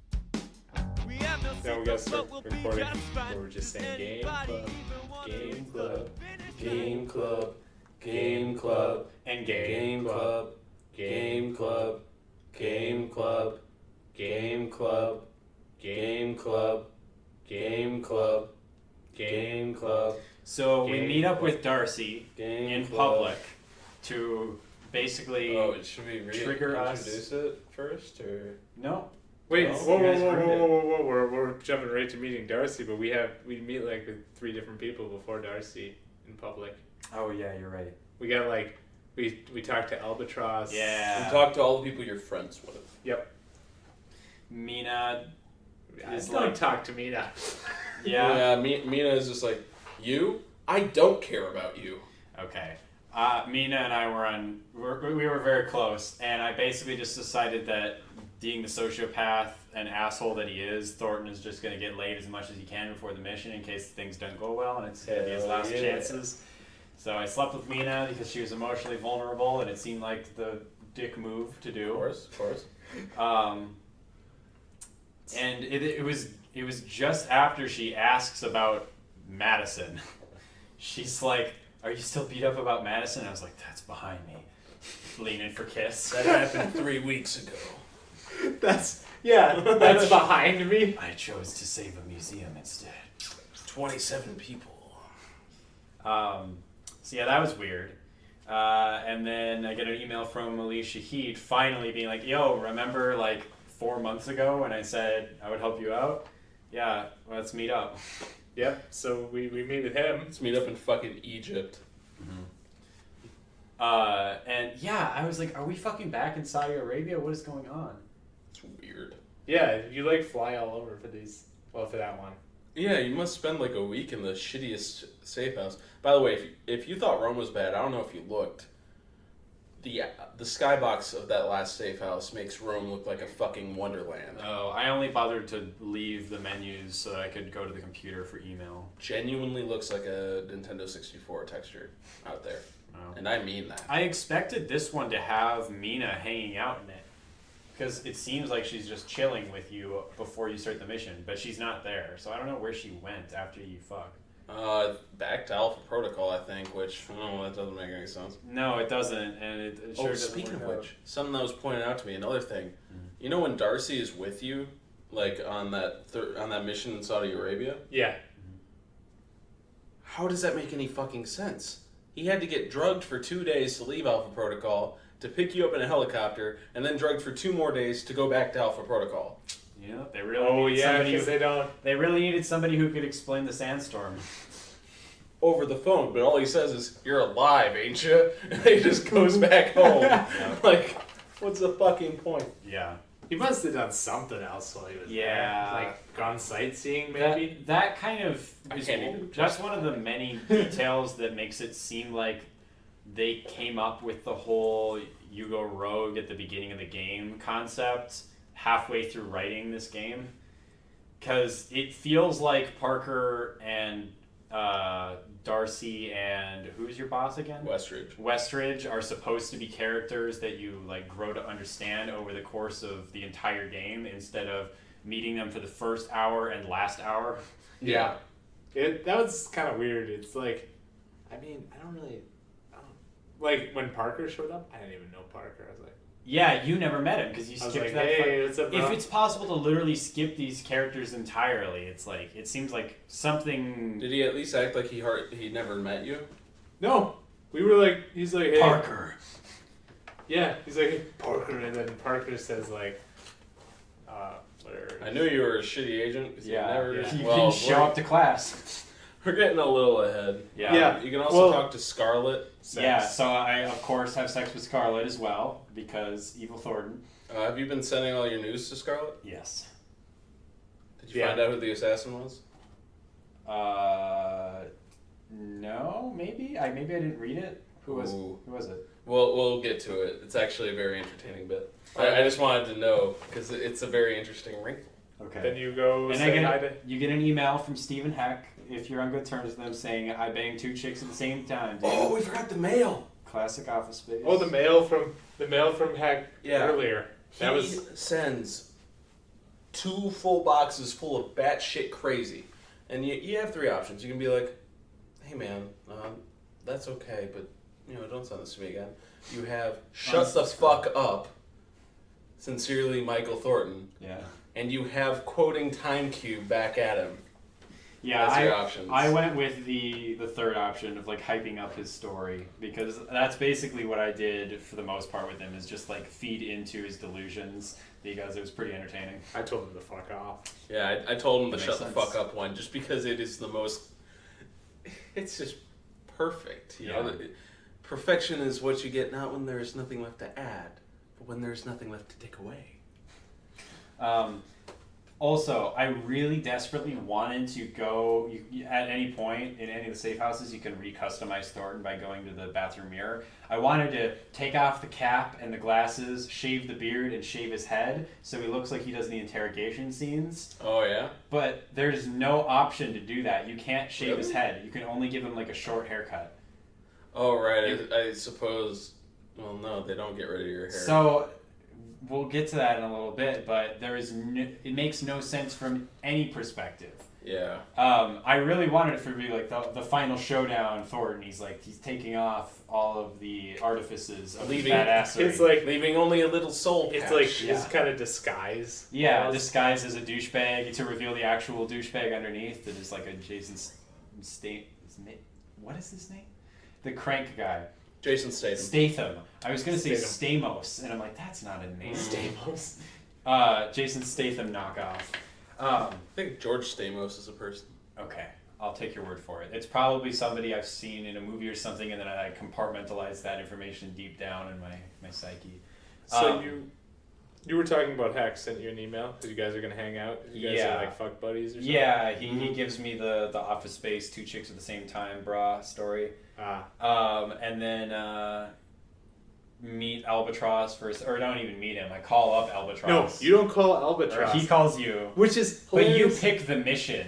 He always does that. Like I think it's a joke because like he sends you an email where he says something about like that was an odd meetup back at that that whatever mission that was where you run into him. Yeah. He's like, You mean the Breako mission? Oh no, the warehouse. yeah, he's like, oh, you Yeah. should call me up next time. Yeah. So this doesn't happen. It's Yeah. like, yeah, I don't have any. Maybe facilitate that. Yeah, Well, like, the thing is, well, yeah, it's late enough in the game I can share this. You know how Deus Volt was a previous Alpha Protocol? Yeah. There was a G19 Mm-hmm. that was previous Alpha Protocol, so they don't want people calling them. Yeah. Yeah. I Basically, hate that. every half of the characters in this game are just fired Alpha Protocol agents. Pretty much. And the other Omen Dang half- is like the only competent person that isn't. Yeah. Because they didn't bother to write in the part where he used to work for Alpha Protocol. But could see it. then you finally have to infiltrate Alpha Protocol. We didn't miss anything else, did we? That's pretty much With- it. I don't think there's anyone else. You I can could fuck meet up Scarlet. Yeah. You can talk to Z. Yeah. If you I talk to did. her. I did actually, and that leads to something interesting. Yeah. Well, it's in Alpha Protocol itself, but the place, not the game. Yeah. But yeah. So I picked Z as my handler for this one. How about you guys? Yeah, so you were presented with the choice of Z, Albatross, or Heck, which is really weird to me because, like, I haven't talked to Z since the first time I met her, or the second time I met her in Moscow. It makes no sense that I would be able to call her up and be like, hey, can you help me with this, like, super important mission that you have to, like, go out on a limb for and stick your neck out? Well, the thing is that Z is actually already there. But I didn't see her. Yeah, No, I mean in Alpha Protocol. Yeah, I understand that, but I never, like, in my playthrough, I never met her, so from my I perspective, thought you said you met her twice. no, after in Moscow, like, I met her at the beginning of the game. he's saying that practically. like after Moscow, you never see her again. If you don't want to talk to her, you don't. Yeah. So why would she be my handler for this mission? Like, it feels really weird for me to call up this woman who the last time I talked to her, I blew her off for Albatross, like, 20 missions ago, and just be like, hey, do you want to help me on this mission that could, like, fuck over everything for all of us? You don't see that as being weird? Not really. Okay. Like, it's an intelligence community thing. You do favors for favors. Okay. It struck me as weird because I don't have a working relationship with this person at all, and I've even, like, trash talked her and worked with her competitors and, like, built up relationships with people she doesn't like. So I guess to me it's. I mean, if you were friends with Margaret, she fucking hates me. I was liked by Marburg, but I don't think enough to where she was pissed about that specifically. So are those first of But- all, are those the only 3 options you can ever have? Yeah. Okay.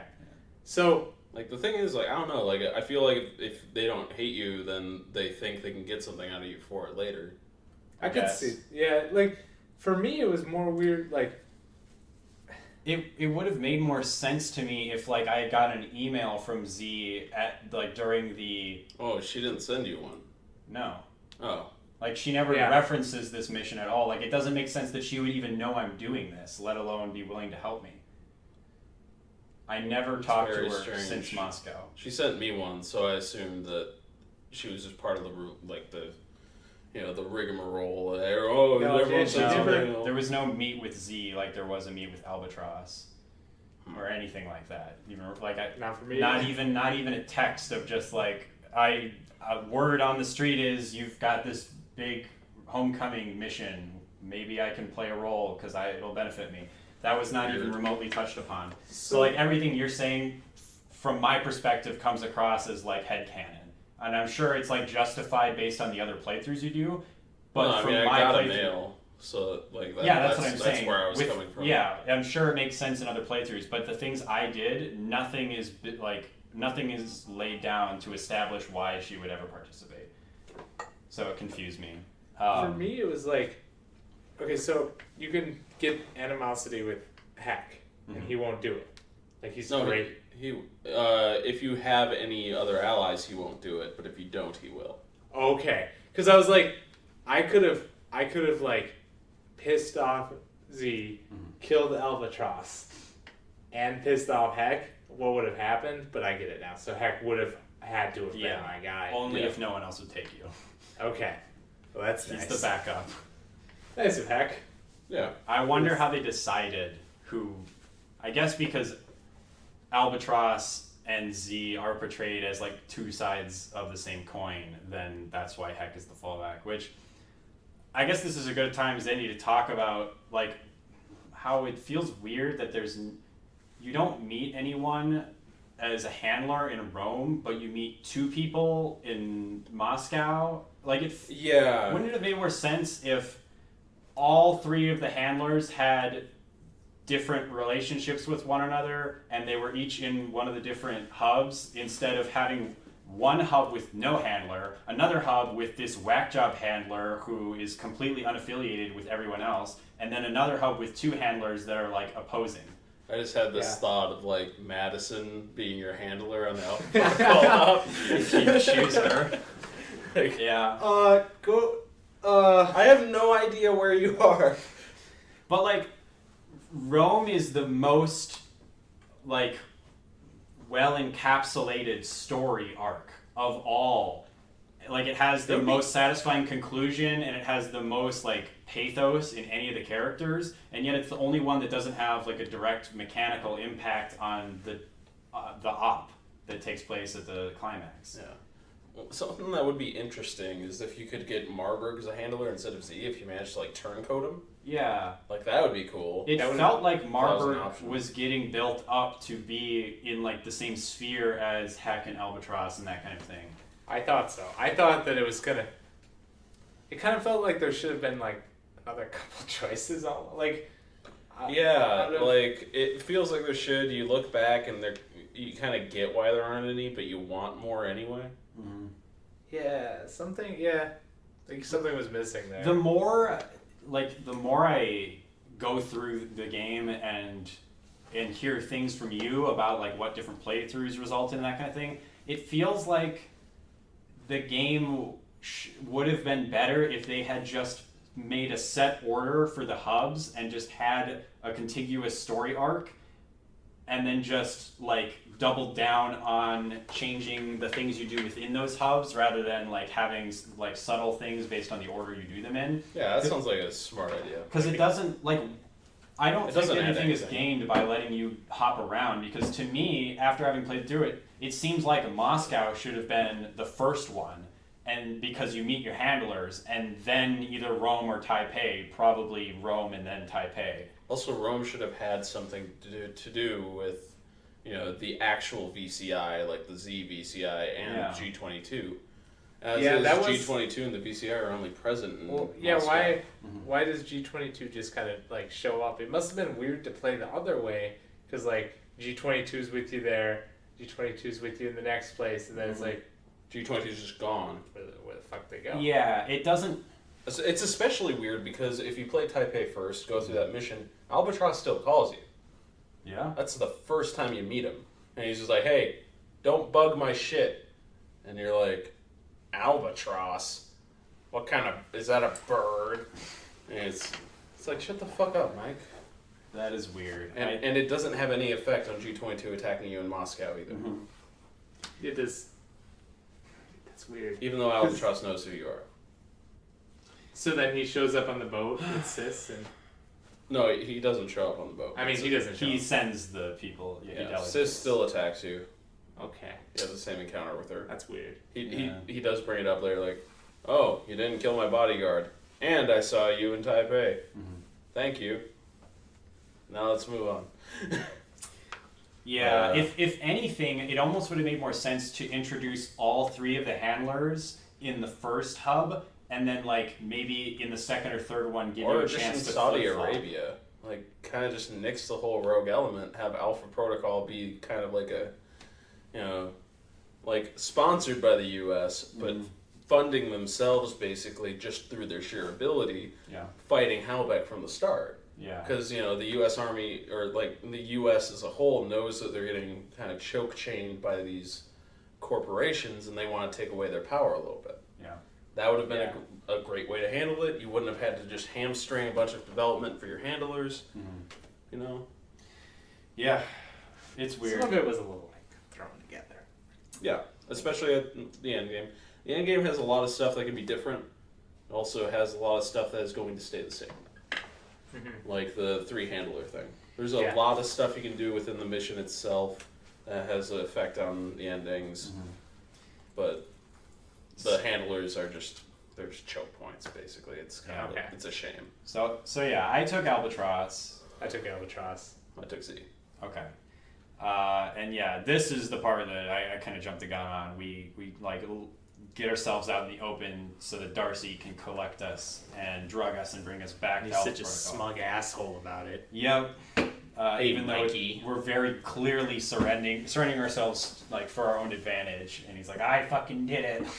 I caught you, asshole. It's like, I flew to Egypt, I flew to Taipei, I flew to Hong Kong. Yeah. You didn't show up any of those places. Yeah, but that's now the thing. you caught me He when I says showed up he's at your gonna front track door. you down in that one email. Yeah. I expected to see him around, like he'd show up in a It'd be mission. cool if he'd like, if you could see a helicopter and it's just like Darcy's face poking out of it. When Yeah. you're looking at He's your got safe house. binoculars and he's like, It would be cool if they actually developed the like frenemy relationship between you and Darcy over the course of 80% of the game. But they Well, they don't. establish it in the first 10% of the game. Yeah, and the And last then the 10, last- when you have we'll get there, but there's a boss fight that they hype up Oh, as if it's actually engaging emotionally. It's the worst boss fight in the game.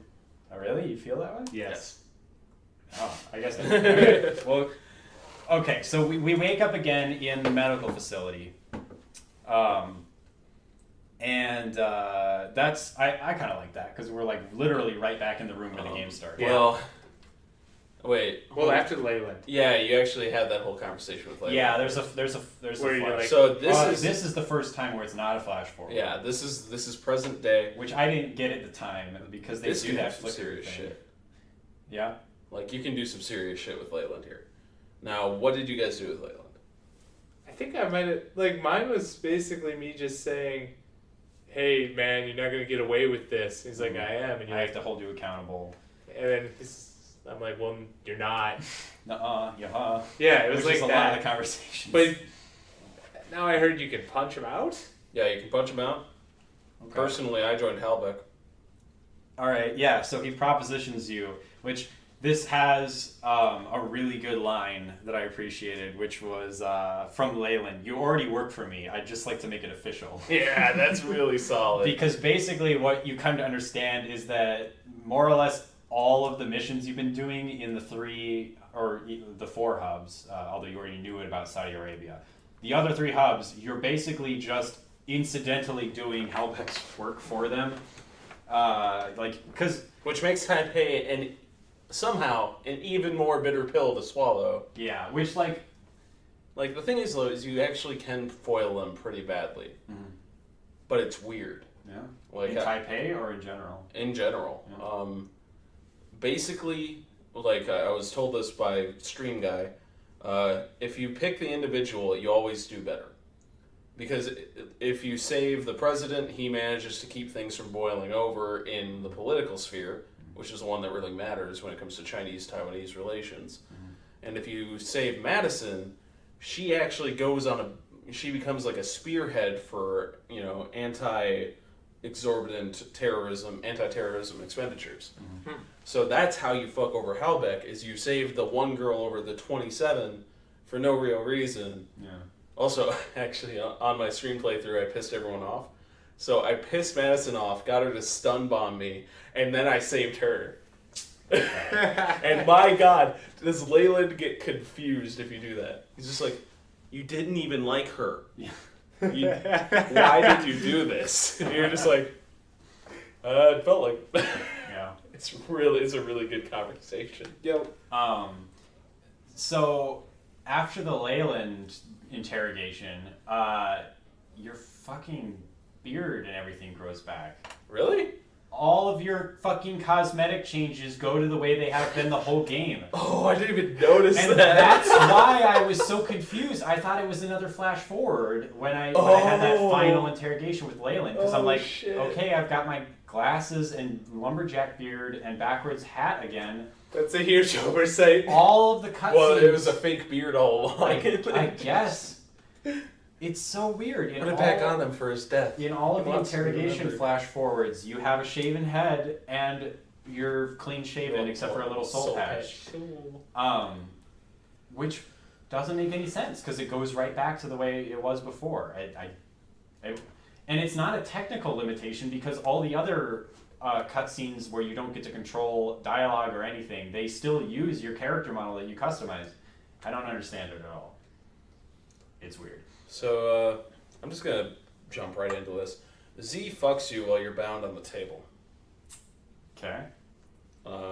Interesting. Like, you're bound there and she's like, "Oh, Michael, it's so arousing to see you so helpless." Do you say yes? You can say yes or just be like, "Fuck off." I said yes because that's what Thornton would do.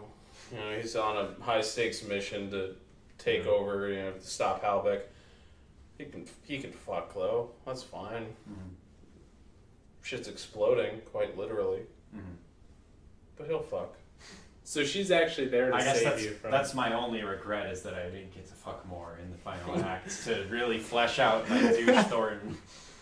Yeah, That would've done it. Bondage sex with Z. It was your chance there. Yeah. Oh well.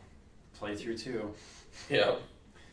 But you meet up with Parker pretty early on in this. Oh yeah, after Sis. You meet Parker. Yeah, I Yeah. meet Parker for the first time ever. After what? After Sis saves us from the table.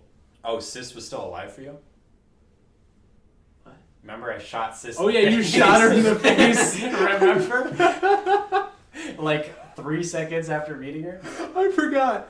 Yeah, no, Sis saves you I if you just- didn't kill her and you were friends with I Albatross. just get remotely unlocked by Albatross, which begs the question, why doesn't he do that even if Sis is still alive? I don't know.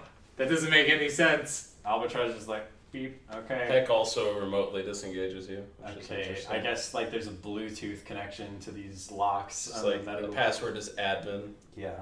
But it's not like Sis sticks around either. No, because I'm assuming she's barely a character because of how little I saw her there. More than Omen Dang, Yeah. less than Albatross. Still bitter about Omen Day. What? Yeah. Okay, so she didn't need to be there. Yeah. Other than to remind us that she was a character. Yeah. You start slitting throats of people to get your way out. One of the guards just goes, "Gah!" as I'm like karate chopping him in the neck, and the dude 5 feet over doesn't hear anything, so that was cool. Well, you did. It's a stealth. Yeah. Yeah, I saw that. And then you get to Parker. And Where- Parker's like, acts like we've known each other for like 20 years. I'm like, what the fuck is this guy? Yeah, which like it doesn't make that much more sense even if you do go to his mission because I still only interacted with him for like an hour total. But yeah, that was probably weird for you. So I have a secret fact again Yeah. that I've been holding back for this whole playthrough. Okay. What is it? There are 2 ways you can get Parker on your side during this. One, if you have a shitload of dossier stuff, you can point out how he has been really shitty at predicting events Yeah, and how you've been totally owning him. that's how I handle Or it. 2, you can talk about how Halbeck killed his daughter, Oh, Madison St. James. that was Really? his daughter. Yep. Oh, does he know about the whole... Yep, and when she contacts you, it's from Parker's old workstation from when he was investigating the BCI. Okay. So he was Huh. observing his daughter under the guise of a mission.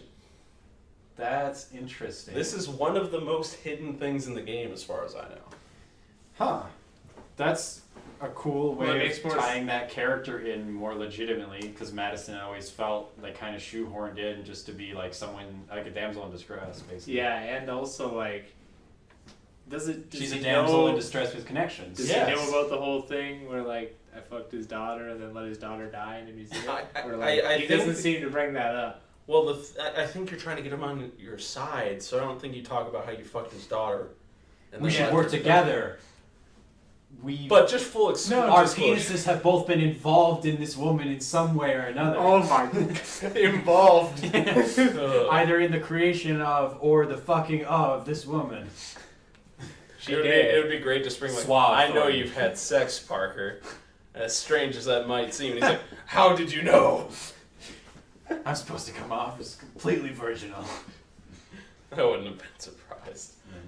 But yeah, basically Parker gives us this massive rundown of how he is the guy who set all of the triggers, pulled all the strings for basically all the bullshit we've had to deal with in all the hubs, which kind of makes everything make more sense. Yeah. And I thought that was cool, even though we Yeah. didn't really get to know Parker super well, so it was like, okay, if the game had involved me like trusting Parker for a while, then this would have been like knocking me on my ass. You know what would have been cool is just like make it a game where you're genuinely supposed to play it through twice. Like genuinely by design.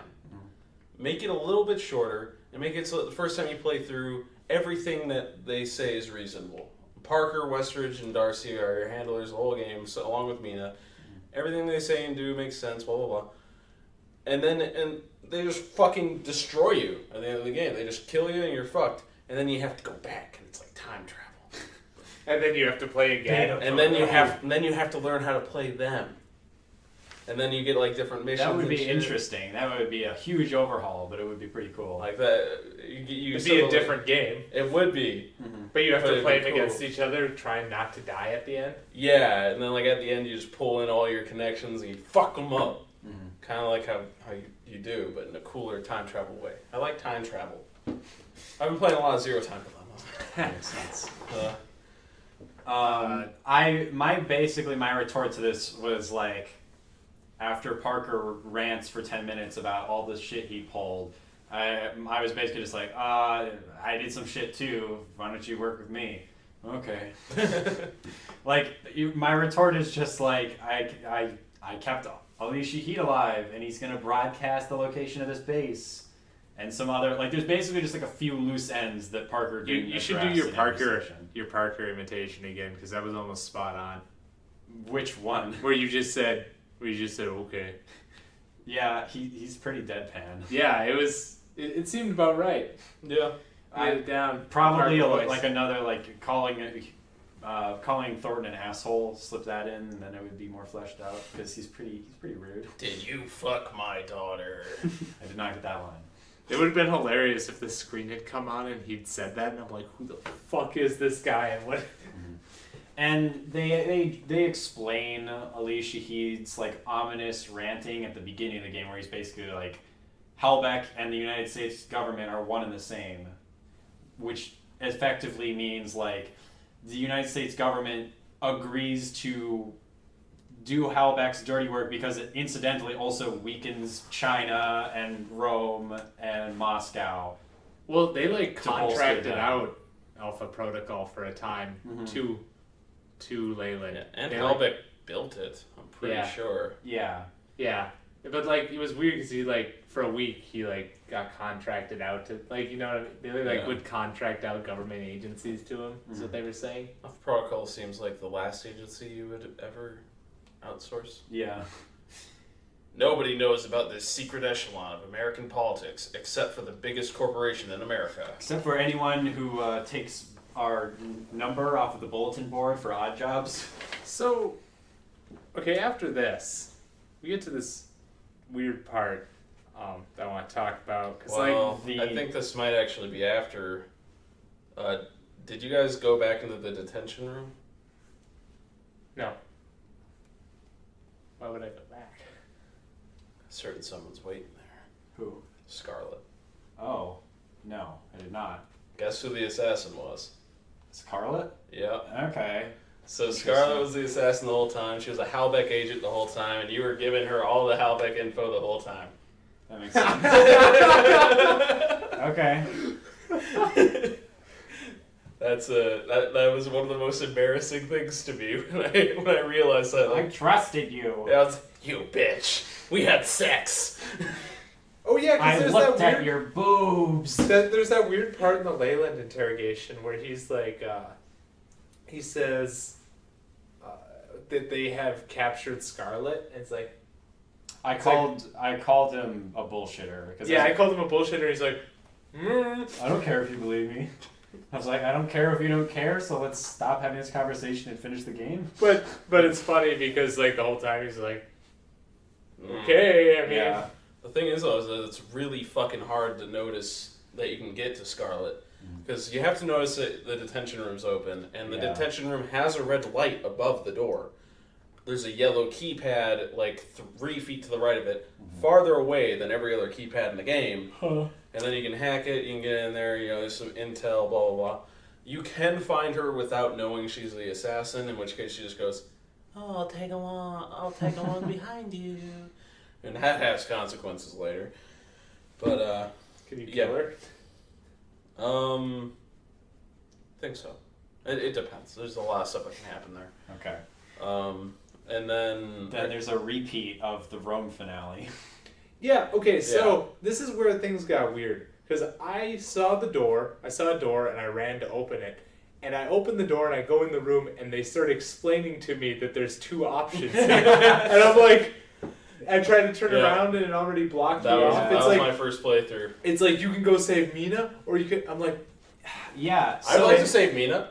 Oh, she's dead. Yeah. yeah, So I went through the straight door, which I guess meant the dead Mina door. Yeah. So when in the Rome finale, when they tell you 4 fucking times that the left door saves Madison and the right door saves the entire museum, they then decided to do the polar opposite and not even tell you which fucking door is which. So I ended up getting the right door, but it was a complete guess. Yeah. They don't even say like this door does this and this door does that once. It's really weird. Yeah. It's It's like somebody in focus testing was like, "Hey, it's really annoying how you guys keep over-explaining how to do shit to me." And they're like, "Okay, we'll fix that. We're not going to it's the explain end game. It's supposed to be hard. Yeah, we're not going to explain anything at all in certain parts and explain shit way too much in other parts so that it evens out to the right amount of explanations." Like a poorly cooked egg. Yeah. So yeah, I'm in the door. And like, I'm like, I don't know which option I've picked. I'm like, And here's no, a yeah, I don't know. broadcast. You killed Mina.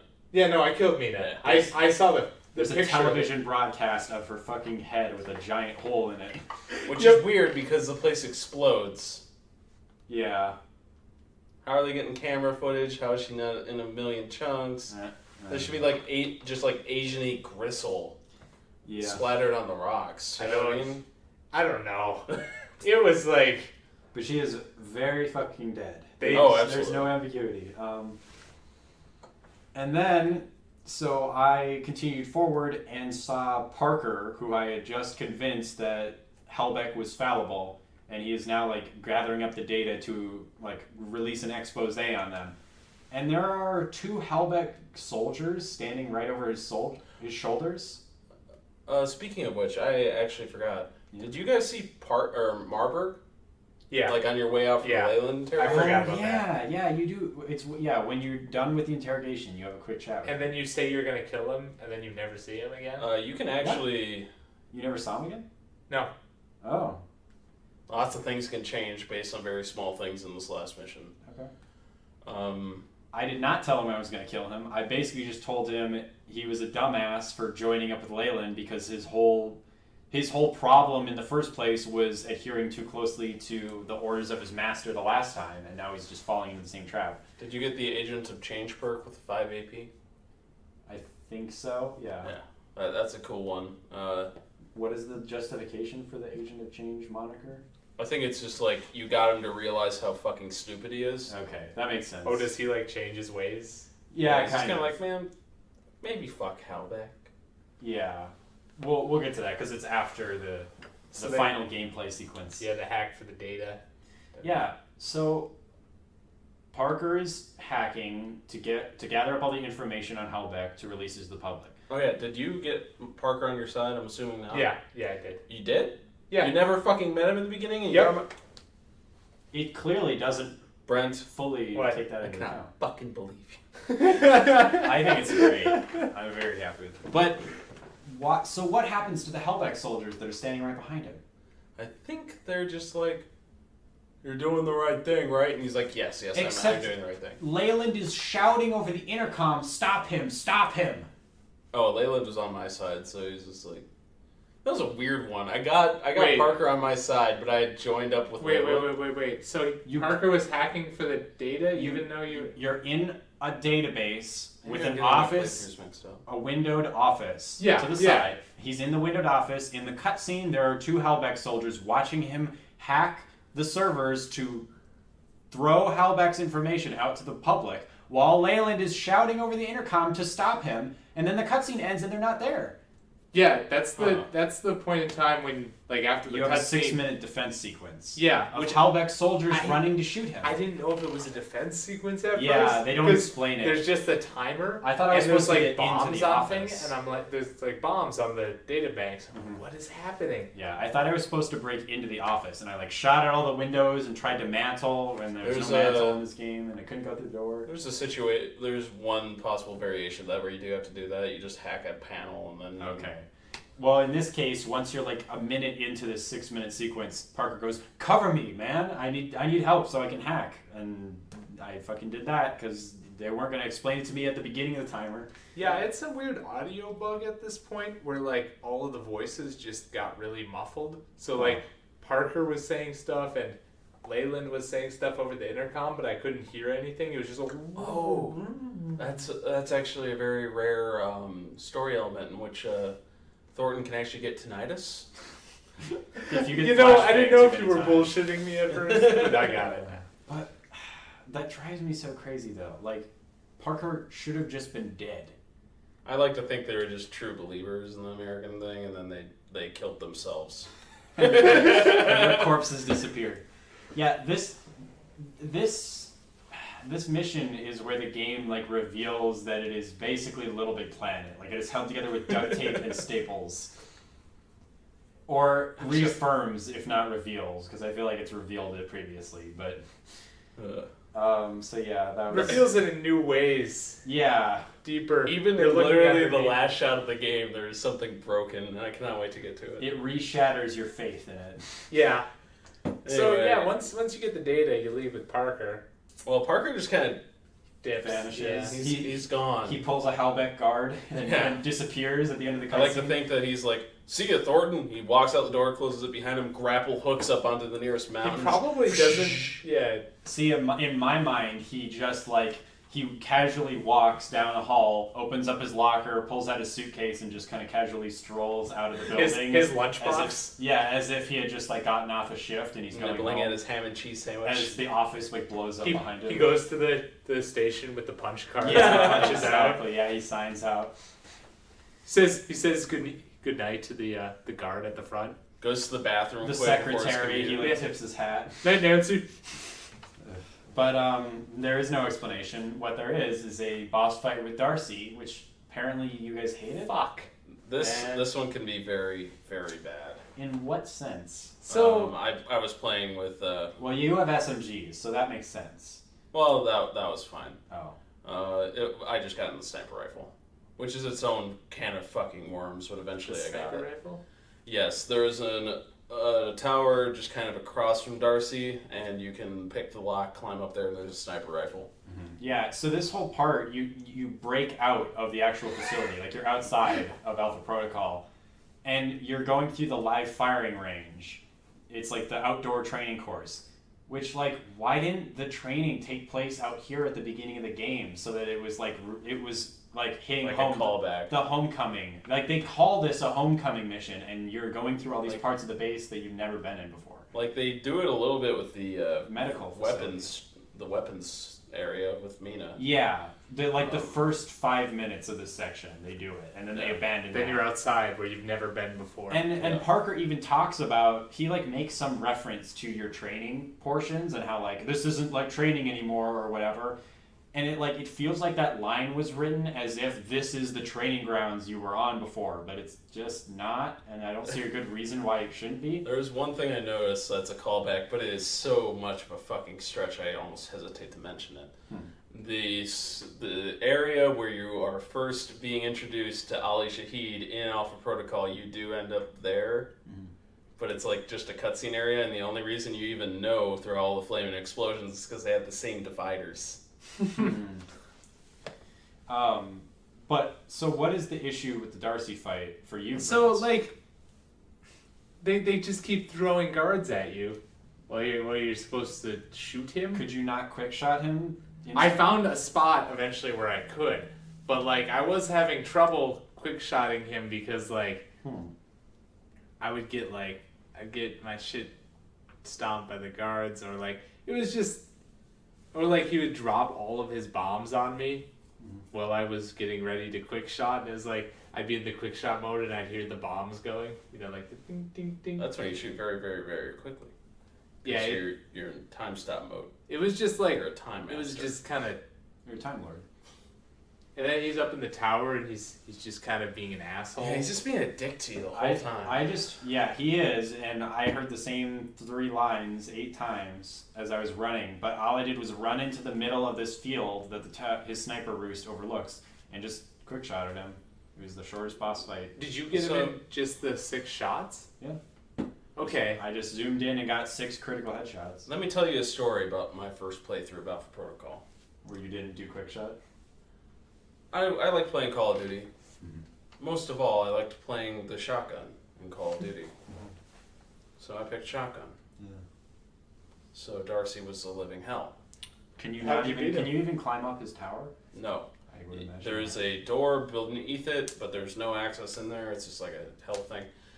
And I didn't know about the other tower because I wasn't really looking around because I was so like into it at this point. Like You just want to fucking kill the guy. yeah, so I ended up just like getting out my pistol, which I had no points in. So I had no quick shot. I had no accuracy really, but it could hit Darcy, and it took 10 minutes, 15 minutes.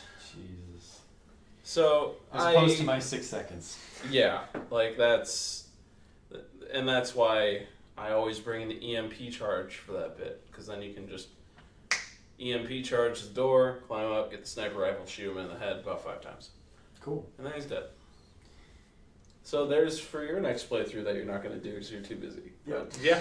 Okay. I'll remember that. I'll write it down. So you kill Darcy. I'll put it in the shows. You kill Darcy one way or another, and you move on. And then Albatross is like, "Oh, that was the senator's son. Yeah, that's oh probably yeah, gonna I come know up his again." dad. This will have consequences. Which It's like, okay, but I can't do anything else, so fuck off. also like you're not gonna make a sequel to this game, so fuck off. And then If they kickstarted one, I'd buy in for like $200. yeah, over the intercom, Leyland is like he's asking for his escape chopper, and he's like, ETA on arrival, please. No. And he needed some money from an ATM machine, and he really likes playing RPG games. Sickening, man. Yeah. Dragon Quest 7 out September. Yeah.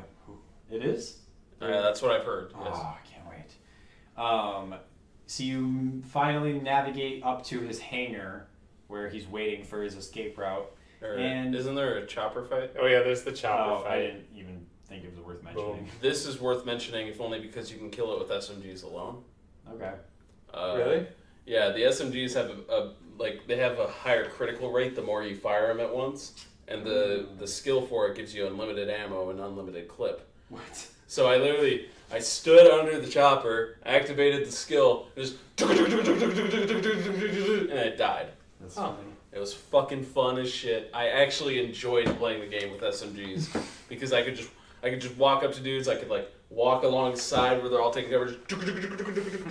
Nice. And like the best Russian ones you can get are like little assault rifles. Mm-hmm. So fucking cool. Nice. It's like the first time I've had fun with this game in the combat for years. For me, it would have been forever. So then, after I that, think you have to get acclimated to how bad it is before you can have relative fun. Relative fun. just Like it was just a little better. Oh, that's the opposite of what I'm doing. So you get to the hangar, and there's an actual shootout with Leyland, which felt weird to me because, like, I don't know. Like, Leyland felt like the more, like, abstract, like, conceptual villain. And it didn't really doesn't feel... he just have assault rifle or, like, No, rocket launchers? He's got... When you get up to that room, it's revealed that he has a wall lined with rocket launchers. Because he just pulls out rockets and fires them down at you. He just has this RPG. I did not fight him. I got Westridge as my final boss. with a Whoa, what? yeah Yep. Westrich with Okay. like a That's interesting. How did you trigger minigun. that? I don't know. Okay. Maybe it was turning off the TV. What did you do? What was your last It interaction? was probably not saving Mina, I would imagine. Did you save Mina? No. Oh. The last Oh, interaction maybe I had. it's probably because you didn't get Agent of Change with Marburg? No, because I got Agent of Change and then... the only There's a lot of What weird was shit. your last interaction with Leyland? with Leyland. Yeah. Last interaction with Leyland, I was like, I'm gonna fucking kill you, man. He's And like, you never saw him again? wait, no, at the very end I saw him. I thought you Oh. meant the last before this thing. No, the boss fight. The last thing before the boss fight with Leyland. I didn't What have the a fuck are you thing. talking about? The boss Just- fight. What are you... We're talking about the very end. Like, there was the present day interrogation, Yeah. and then you saw him never again? No, I saw him after the boss fight. Okay. Yeah. That makes sense. Because I'm like, where the fuck do you get your, like, tiny shrivel of closure Yeah, if you like don't see him again? I don't understand. First, where did I piss off Westrich that bad? Besides that one Yeah. time I turned off the TV on him. The only time I interacted with Westridge was the very beginning of the game, so I can't Did you elaborate on that. Now I heard you punched Leyland out? No. I just told him I was coming for him and denied his request to work with him. That's what I did. Okay. Why did I I fight punched him out Westrich? and I fought Leyland. I fought Westridge in my playthrough where I went with Z, but then the one What where did I you went... do different? Wait, I thought you agreed to work with him. Did you lie and say you would work with them? Oh, that's cool that you could do that. I didn't. I guess I thought they would have put a bluff option there if they were going to let you do that. No, it's really satisfying. We're not quite there, but very close. Okay. I just shot him a bunch of I times shot him with a quick bunch. shot, and that was the end of that game. Yeah. So if in the cutscene that happens here, if Scarlett's just been kind of following along with you, Yeah. it'll be like if she isn't following you, you're just like kill him or not. If she is following behind you, all of a sudden there will be a fucking hole in either Westridge's or Leyland's head, and it's actually very, very graphic. And it just fucking falls to the ground, and you look around, and it's fucking Scarlet there. And then if you brought Heck along, Heck will then shoot her in the head. Jesus Christ! Will he Why? explain? Because Scarlet's the assassin, So- and Heck hates Halbeck people, so Heck fucking shoots her. And she shoots Even though she just shot the hell out of you? if she likes you. Okay. If she doesn't like you, she will shoot you in like the gut. Okay. This is convoluted as fuck. Yeah, the ending is the I don't hardest thing for me to understand talk why about. Westrich came up. Yeah. I don't know. I'll have to look that up. Did he So, talk to you before the fight? He's like, "Hey, Mike, I'm gonna kill you, man." Okay. That's a really bad Western. Hey, Mike, it's like- I'm gonna fuck you up. It's like Actually, no. Westridge. He does do a little bit where he talks for. He just He bullshit. rambles. Yeah, he Like he's rambles. He nuts. Westridge. Yeah, he Westridges it, and I'm like, okay, man, just fuck off. At least you can shoot him in I the head. I won the gunfight with Leyland, and after I've shot him 50 times in the face, I punch him in the cutscene, and he goes, "How dare you hit me?" After I like filled him with lead, as if that's somehow more of an insult. But he basically just is like grovels and like he's like, I'll testify, I'll admit to everything I did to the public. When I finally meet up with him later, he does that, and I'm like, "It's not gonna fly." And then I like shot him. pull out my gun to execute him. He's like, "No, wait, I'll pay." Yeah, I'll pay you. I love that that's his dying words are, "I'll pay you." I got $300,000 over the course of this game, bitch. And then you... Also, I shot Westrich to death too. Just, Yeah, that makes sense. I don't know why he was front. He showed up, he wanted to get shot, he got shot. Huh. Well, Do you know what Westridge's motivations would be to fight you at the end there? Just like you read Alpha Protocol? I have gotten him very rarely. Like I You don't never know the really understood conditions. I don't know the conditions. I don't know why he You'd does think it. he would like have like a monologue at the end just explaining his reasoning. But I think there was. It was just kind of like tenuous. It's like, hey, man, this is for the greater good, sort of thing. Yeah, it's like we're soldiers. We follow orders. Yeah, Okay, it was. Yeah, that it was makes that. sense. It was. He buys into the cooperation between the U.S. and Halbeck. Okay, Yeah, but that's justification enough for me, I guess. But I don't understand like what triggered me to get him. yeah, the base is already blown up and stuff. It made sense for me because I was teaming up with Leyland. Yeah, exactly. Like, so of course I would get he needs Westridge. to stop you. Yeah. I don't know. But so Wait, you decided to destroy Alpha Protocol and Halbeck. Albeck, right? And I joined up with Halbeck. Oh right, you joined up. I said fuck everybody, basically. Well, Yeah, actually, when you were- no, I joined up, but I did say I would fuck him, and fuck him I did. So you guys mind if I go first on this one? Well, I guess first I want to say, like, so when I'm beating the fuck out of him before I shoot him, he throws a punch and he says, that's for Madison. And then he throws another punch and he says, that's for wrecking my life. Why is there no punch for Mina? She just died. Well, I think the idea there is that it was meant to be an intentional decision on your part. So by like continuing to choose the greater good over the individual, I have said, fuck you, Mina. I mean, I guess. Huh. It felt like they were trying to. I felt like they expected me to do the opposite thing when they gave me the Mina ultimatum, but they hadn't really given me a reason to change my philosophy. Also, what if you do choose Mina? What do you fail to do to get the help? Nothing. So there's no reason not to get There's Mina? no reason not to get Mina. Cool. What? You can even go in there to save her and then shoot her in the fucking head and then leave. Okay. Does Thornton have anything to say about why he does that? Well, yes. There are reasons. Okay. Oh, actually, do you guys know what Mina did to you? They say something about her selling me out, like exposing me to Alpha Protocol or something. Oh, yeah, she was the one who cuts Thornton off from everyone else. Like the reason Westridge just gets cut off. Like she's the one who cuts him off, makes him go rogue. Okay. So she's the whole reason you became a rogue agent, more or less. But wasn't it that or die? Yeah. Okay.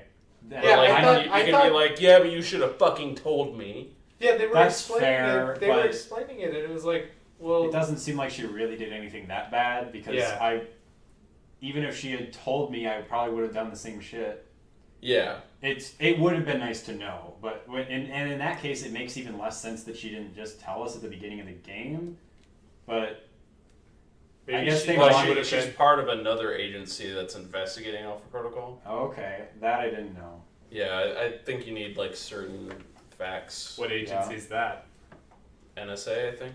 Oh, okay. Okay. Maybe that's Which, wow, this super secret echelon is known by the NSA. Yeah. Okay. What did you want to say about your ending? So, in my ending, I was walking out with, with Leyland, gave him the data, and then I'm like, actually, I've just been kind of making friends all around the world, and I can kind of just make my own Halbeck, so I'm going to do that. And, you start listing off all of your guys, and, the weird thing is, something that's really cool is that the only time he actually looks concerned is when you list Stephen Heck as an ally. You can talk about Albatross, you can talk about Ali Shahid. The only time he shows actual, worry is when you say Stephen Heck. It's like, oh, that guy's fucking crazy. It's like, oh, shit. That's funny. The thing about Stephen Heck is that there is a good probability that he is actually more skilled at manipulating people than Thornton. Mm-hmm. He might not be crazy. He might just be that More fucking committed. And Yes. that's kind of why I like to justify him being your one lifeline, because he wants to be able to use you. Oh yeah. But the thing is, I list off all my Albatross, Z, Ali Shahid, just a million people, and then he goes, "Okay, you've already given me the data though." And then Thornton goes, "Did I? I thought I gave you one of my bombs." What? He goes flying against the rock, cracks his head open on the rocks, and he goes, Terrible last words. That's funny. It is my favorite ending in the game. It is called Thornton Inc. Nice. That's pretty good. It's the only one I go for. Yeah, I just kind of sail off into the sunset like, I don't know where I am. I don't know where I'm going. Yeah, so the ending of the game for us is really like discordant. It's like super upbeat. Yeah, There's he's like like this- leaving behind this trail of bodies. There's like music in the background that feels like it's out of like a sitcom finale, and he's just sailing this boat off that he was like it was going to be Leyland's escape, and he's just sailing. He's like, well, that was all fucked up. I don't really know what I'm going to do, but I guess this gives me time to figure stuff out and be my own man. Yeah, he says a bunch of these like motivational quotes too, as he's like they're disjoint. Like he's like, maybe this is good. Yeah. It's a new beginning. Yeah. It's a new day. It's all these really weird, like, disjointed, like you said, thoughts about how, like, okay, I'm going to start my normal life now, or whatever. Yeah, but the quotes are hilarious because they're just kind of like, they don't make any sense. Yeah, they don't string together naturally. And also, it's like, okay, the whole time I've been, like, steering Thornton into being this, like, blindly patriotic, like, systematic, like, operative of the United States, like, just trying to do anything he can for his ideal of what the greater good is, and then he just drops that when he gets a cool boat. He doesn't, like, okay, we've taken care of Halbeck, but, like, the whole point of the last arc of this game is that, like, the United States government is just as culpable, and they are, like, completely entrenched in all this fucked up bullshit as well. And, like, they like talk about how like this has caused a lot of trouble for them because obviously the public knows about it now since you leaked it, but it's like, okay, Thornton was constantly like going up the chain of command, like trying to figure out whose fucking head he needs to shoot, and then he just stops at Leyland when it's like, okay, shouldn't you now be like, let's go to the fucking US government and figure out where the corruption is and quell it? No, he's content after one headline. He's like, I did it. I Corruption win the is video fixed. game. Yeah, what does he go do now? Like I kind of pictured like at this point he just kind of joins G22. He made it seem like he was just going to put on like a Hawaiian t-shirt and drink pina colada. Yeah, It just becomes burn notice. Yeah, and it's like, okay, you just had a bunch of people that you ostensibly gave a shit about in some way or another all die, and then your mission isn't really done in a way that actually creates like a positive change. So why is this just done? I think my favorite touch, this might just be a local thing for me. My favorite touch of the whole game is that the last shot is of the sunset and the weird, very, very obvious black line for where the sunset ends in the code. And it's just like, that sums up the whole game. You couldn't even get the sunset right. It's such a perfect note. Because it's just like, it's a beautiful sunset, you're sailing off into adventure, and there's just a black hole. And you don't know why it's there. Yeah. And Alpha Protocol, the espionage RPG, finally comes to a close. Yeah. Until you play it for 20 more times. Because you're kind of mentally damaged. But I enjoy every playthrough. I don't know why. Good for you, man. Yeah. I don't. Good for you. Like, I could have done your playthroughs for you. I'm sure you could have. In retrospect. Can I give mine back? Fuck you. Are there ever, like, do any of the conclusions make good on the whole, like, I'm trying to accomplish what's good for the populace of the United States and, like, following it up further? Or is he always just like, okay, we're done? I think he's always just like, alright, well. I mean, it kind of makes sense because he's lost Alpha Protocol as a means to, like, work. But it would make more sense if he, like... Yeah, but he acquired let's like all go these to other the things. He even says, like, I have access to all of the safe houses for Alpha Protocol, and I have unlimited resources, or whatever. Oh, really? Yeah, he, like, hypes up how, like, he could do anything, but, well, I'm not gonna. Just gonna. It just I felt... mean, you could graciously imply, like, I just gotta figure out how to do this. Okay. But that's, like, the best you can really do. The ending is pretty slipshod, even compared to the rest of the game. Because it has so many different things that can happen in it. It's a little batshit. They bit off more than they could chew. Yeah. If this game was a 5-episode Telltale series, I think it would have been really good for its genre. Oh. I'd hope it'd be Just better they than could- Telltale. Like, Telltale does good. It does good in the moment choice stuff, but it doesn't have the kind of vast changes that Alpha Protocol has. No, but the vast changes didn't. Like, I had more of an engagement with the changes in any Telltale game I've played than this one, just because they felt more cohesive. And this just. I think when you go in so many different directions so drastically, it's kind of hard to keep the same story together. Yeah. Like, I mean, I think it'd be cool if they, like... It's like you can have 100 bizarre, like, kind of disjointed stories instead of, like, 5 solid stories that you would get out of a Telltale game. I mean, I would rather this game be made than another Telltale one. Yeah, I Like, mean, personally. it's cool that this exists. It's just, yeah. I want there to be a remastered one that doesn't suck. Yeah. Or just an Alpha Protocol 2. Gotta have Chris Avallone in it, because If there was a everyone second one, knows I'd one try man it. makes a game. Yeah.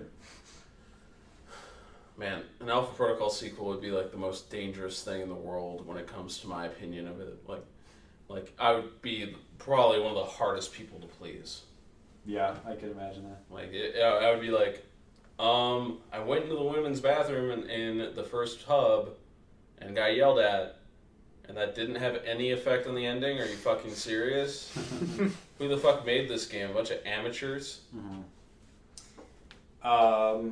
Do we have any other, like, closing thoughts, or should we go to our email that we got about Alpha Protocol? The credits have cool little bits in them. They're not terribly worth noting unless they even They're- stood out to you They're guys. just kind of like radio transmissions. Yeah. They're just kind of like here's what Darcy's- happened as a result. Darcy's dad is making a new law about anti-terrorism. Yeah, it's like global news stuff of, like, the state of affairs between the nations. When Shu's dead, they executed him. They're still looking for Michael Thornton in connection to the assassination attempt and Yeah. Yeah. all that stuff. Okay. This is kind of nice. So, we got a letter from one Grayson. Oh, we got a letter. Grayson. Yeah, I know, so out of the ordinary. It's a two-parter. First, what is your biggest life takeaway you had from Alpha Protocol? Never be afraid to piss people off, because sometimes you get more out of them that way. Okay. Yeah, this game definitely. Or they're just more reinforces that. interesting. Yeah. Sometimes it's best to blindly run through the missions instead of trying to stealth your way or to shoot your way through. Yeah. Sometimes Oh, in actually, life it's speaking of better- shooting your way through, we did miss something. The orphan count. Yeah. What was yours, Brett? 1,068.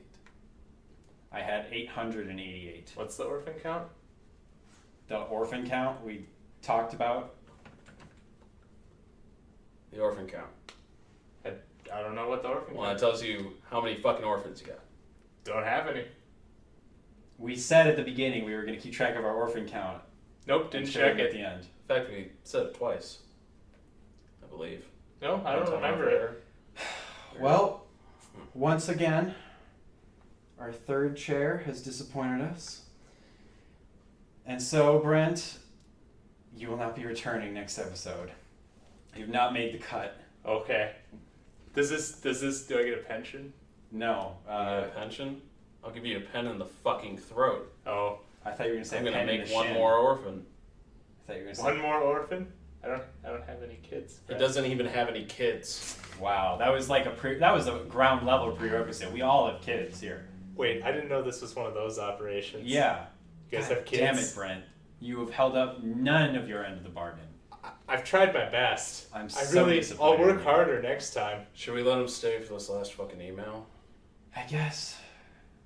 I mean, he was part of the game club. Or ostensibly. Yeah. He skipped through most of the game. And then, what is your favorite Thornton quote? Favorite Thornton quote? Yeah. I mean, Should we Plains even let one him is- answer? Plains one's pretty great. Guess this is where planes go to die. Yeah. Yeah, I would be remiss if I didn't submit that's what you get for playing on the tracks as mine. Just at least for sheer quantity. It's yours, Brett. Oh, fucking no. Hi, I'm Michael Thornton. Classic. I don't even know if he ever said that. He didn't. Okay. Like, I don't really have a good head for lines in this game. I do like the one where he's talking shit to Marburg and he's like, one day Leyland's going to put your octogenarian ass out to pasture. I don't have a good mind for lines, but here's this exact line. It might not be exact. I'm just good at delivering them. Okay. You know, It's conviction. I'll be the voice of Michael Thornton in the next game. Oh yeah, you could make it. Wish I You gotta wrote learn to more code. down. We gotta get this podcast popular Yeah. by getting rid of this worthless motherfucker. All right. Well, I think that about wraps it up for Alpha Protocol.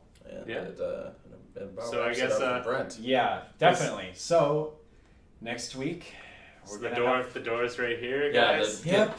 Yeah. Okay. You can leave. You Brent. really don't have to confirm with us. I think you get the picture. Okay, I'm gonna. You can honestly, shut the fuck you're up. kind of repulsed head that you're out? still in the room. Do you No, we you don't. guys wanna? No. Wanna, like go to dinner or? Yeah, I'll go to dinner. I'll eat your fucking diseased Okay. body. Have- You worthless have a good one. Bye, fucking Brent. scum piece of Just shit. give me a call if you want No. me back on the show. You don't need to worry about that. See you, Brent. So hard to find good help these He's days. still standing out there. He's just Shoo him away. Pull the get the blinds. fuck out. Close Okay, the okay, fucking okay, door. bye, God bye. damn it. Jesus fucking shit. Why did we let him on the show? I don't even remember. Fucking close the door! My orphan count was 7. 7. His orphan count was 7. I mean, with all the running he did, it's possible. But Yeah, maybe he should kill himself. Make the orphan count 8. all right. Well, we'll have to have somebody else to hold up Brent's end of things next week, and with it, a new game club. Next week, we're going to be playing a little experimental title called The Graveyard. It better be good, because our new co-host Insists upon it. insists upon it. And if it's not good, my God. Brett will let you know. He can dish it, even if he can't take it. Oh, I can take it. You tell Brent to shut up every time he criticizes Alpha Protocol. Yeah, well, we just kicked him off the crew, so guess who was right in the end? Fair enough. So yeah, and this one is a real shorty. From what I hear, this is like a 15-minute game. Yep, so we will only be allotting 3 episodes to it. Yeah. So yeah, if you have been tepid about joining in for the game club, this would be a really good jumping on point, because if you have $2 and 15 minutes, then that's the barrier to entry. I actually happen to have exactly $2. Well, there you go. You can be on the next episode too, Brett. I was thinking I was just let you handle it. Yeah. Well, Actually, yeah. I gotta. Sorry, man. I got a thing for the next episode. I gotta go. I gotta go. okay, bye. Bye. This has been Shareware Shareware. with Josh. Just Just me. Bye. See ya. Have fun. Thanks for listening.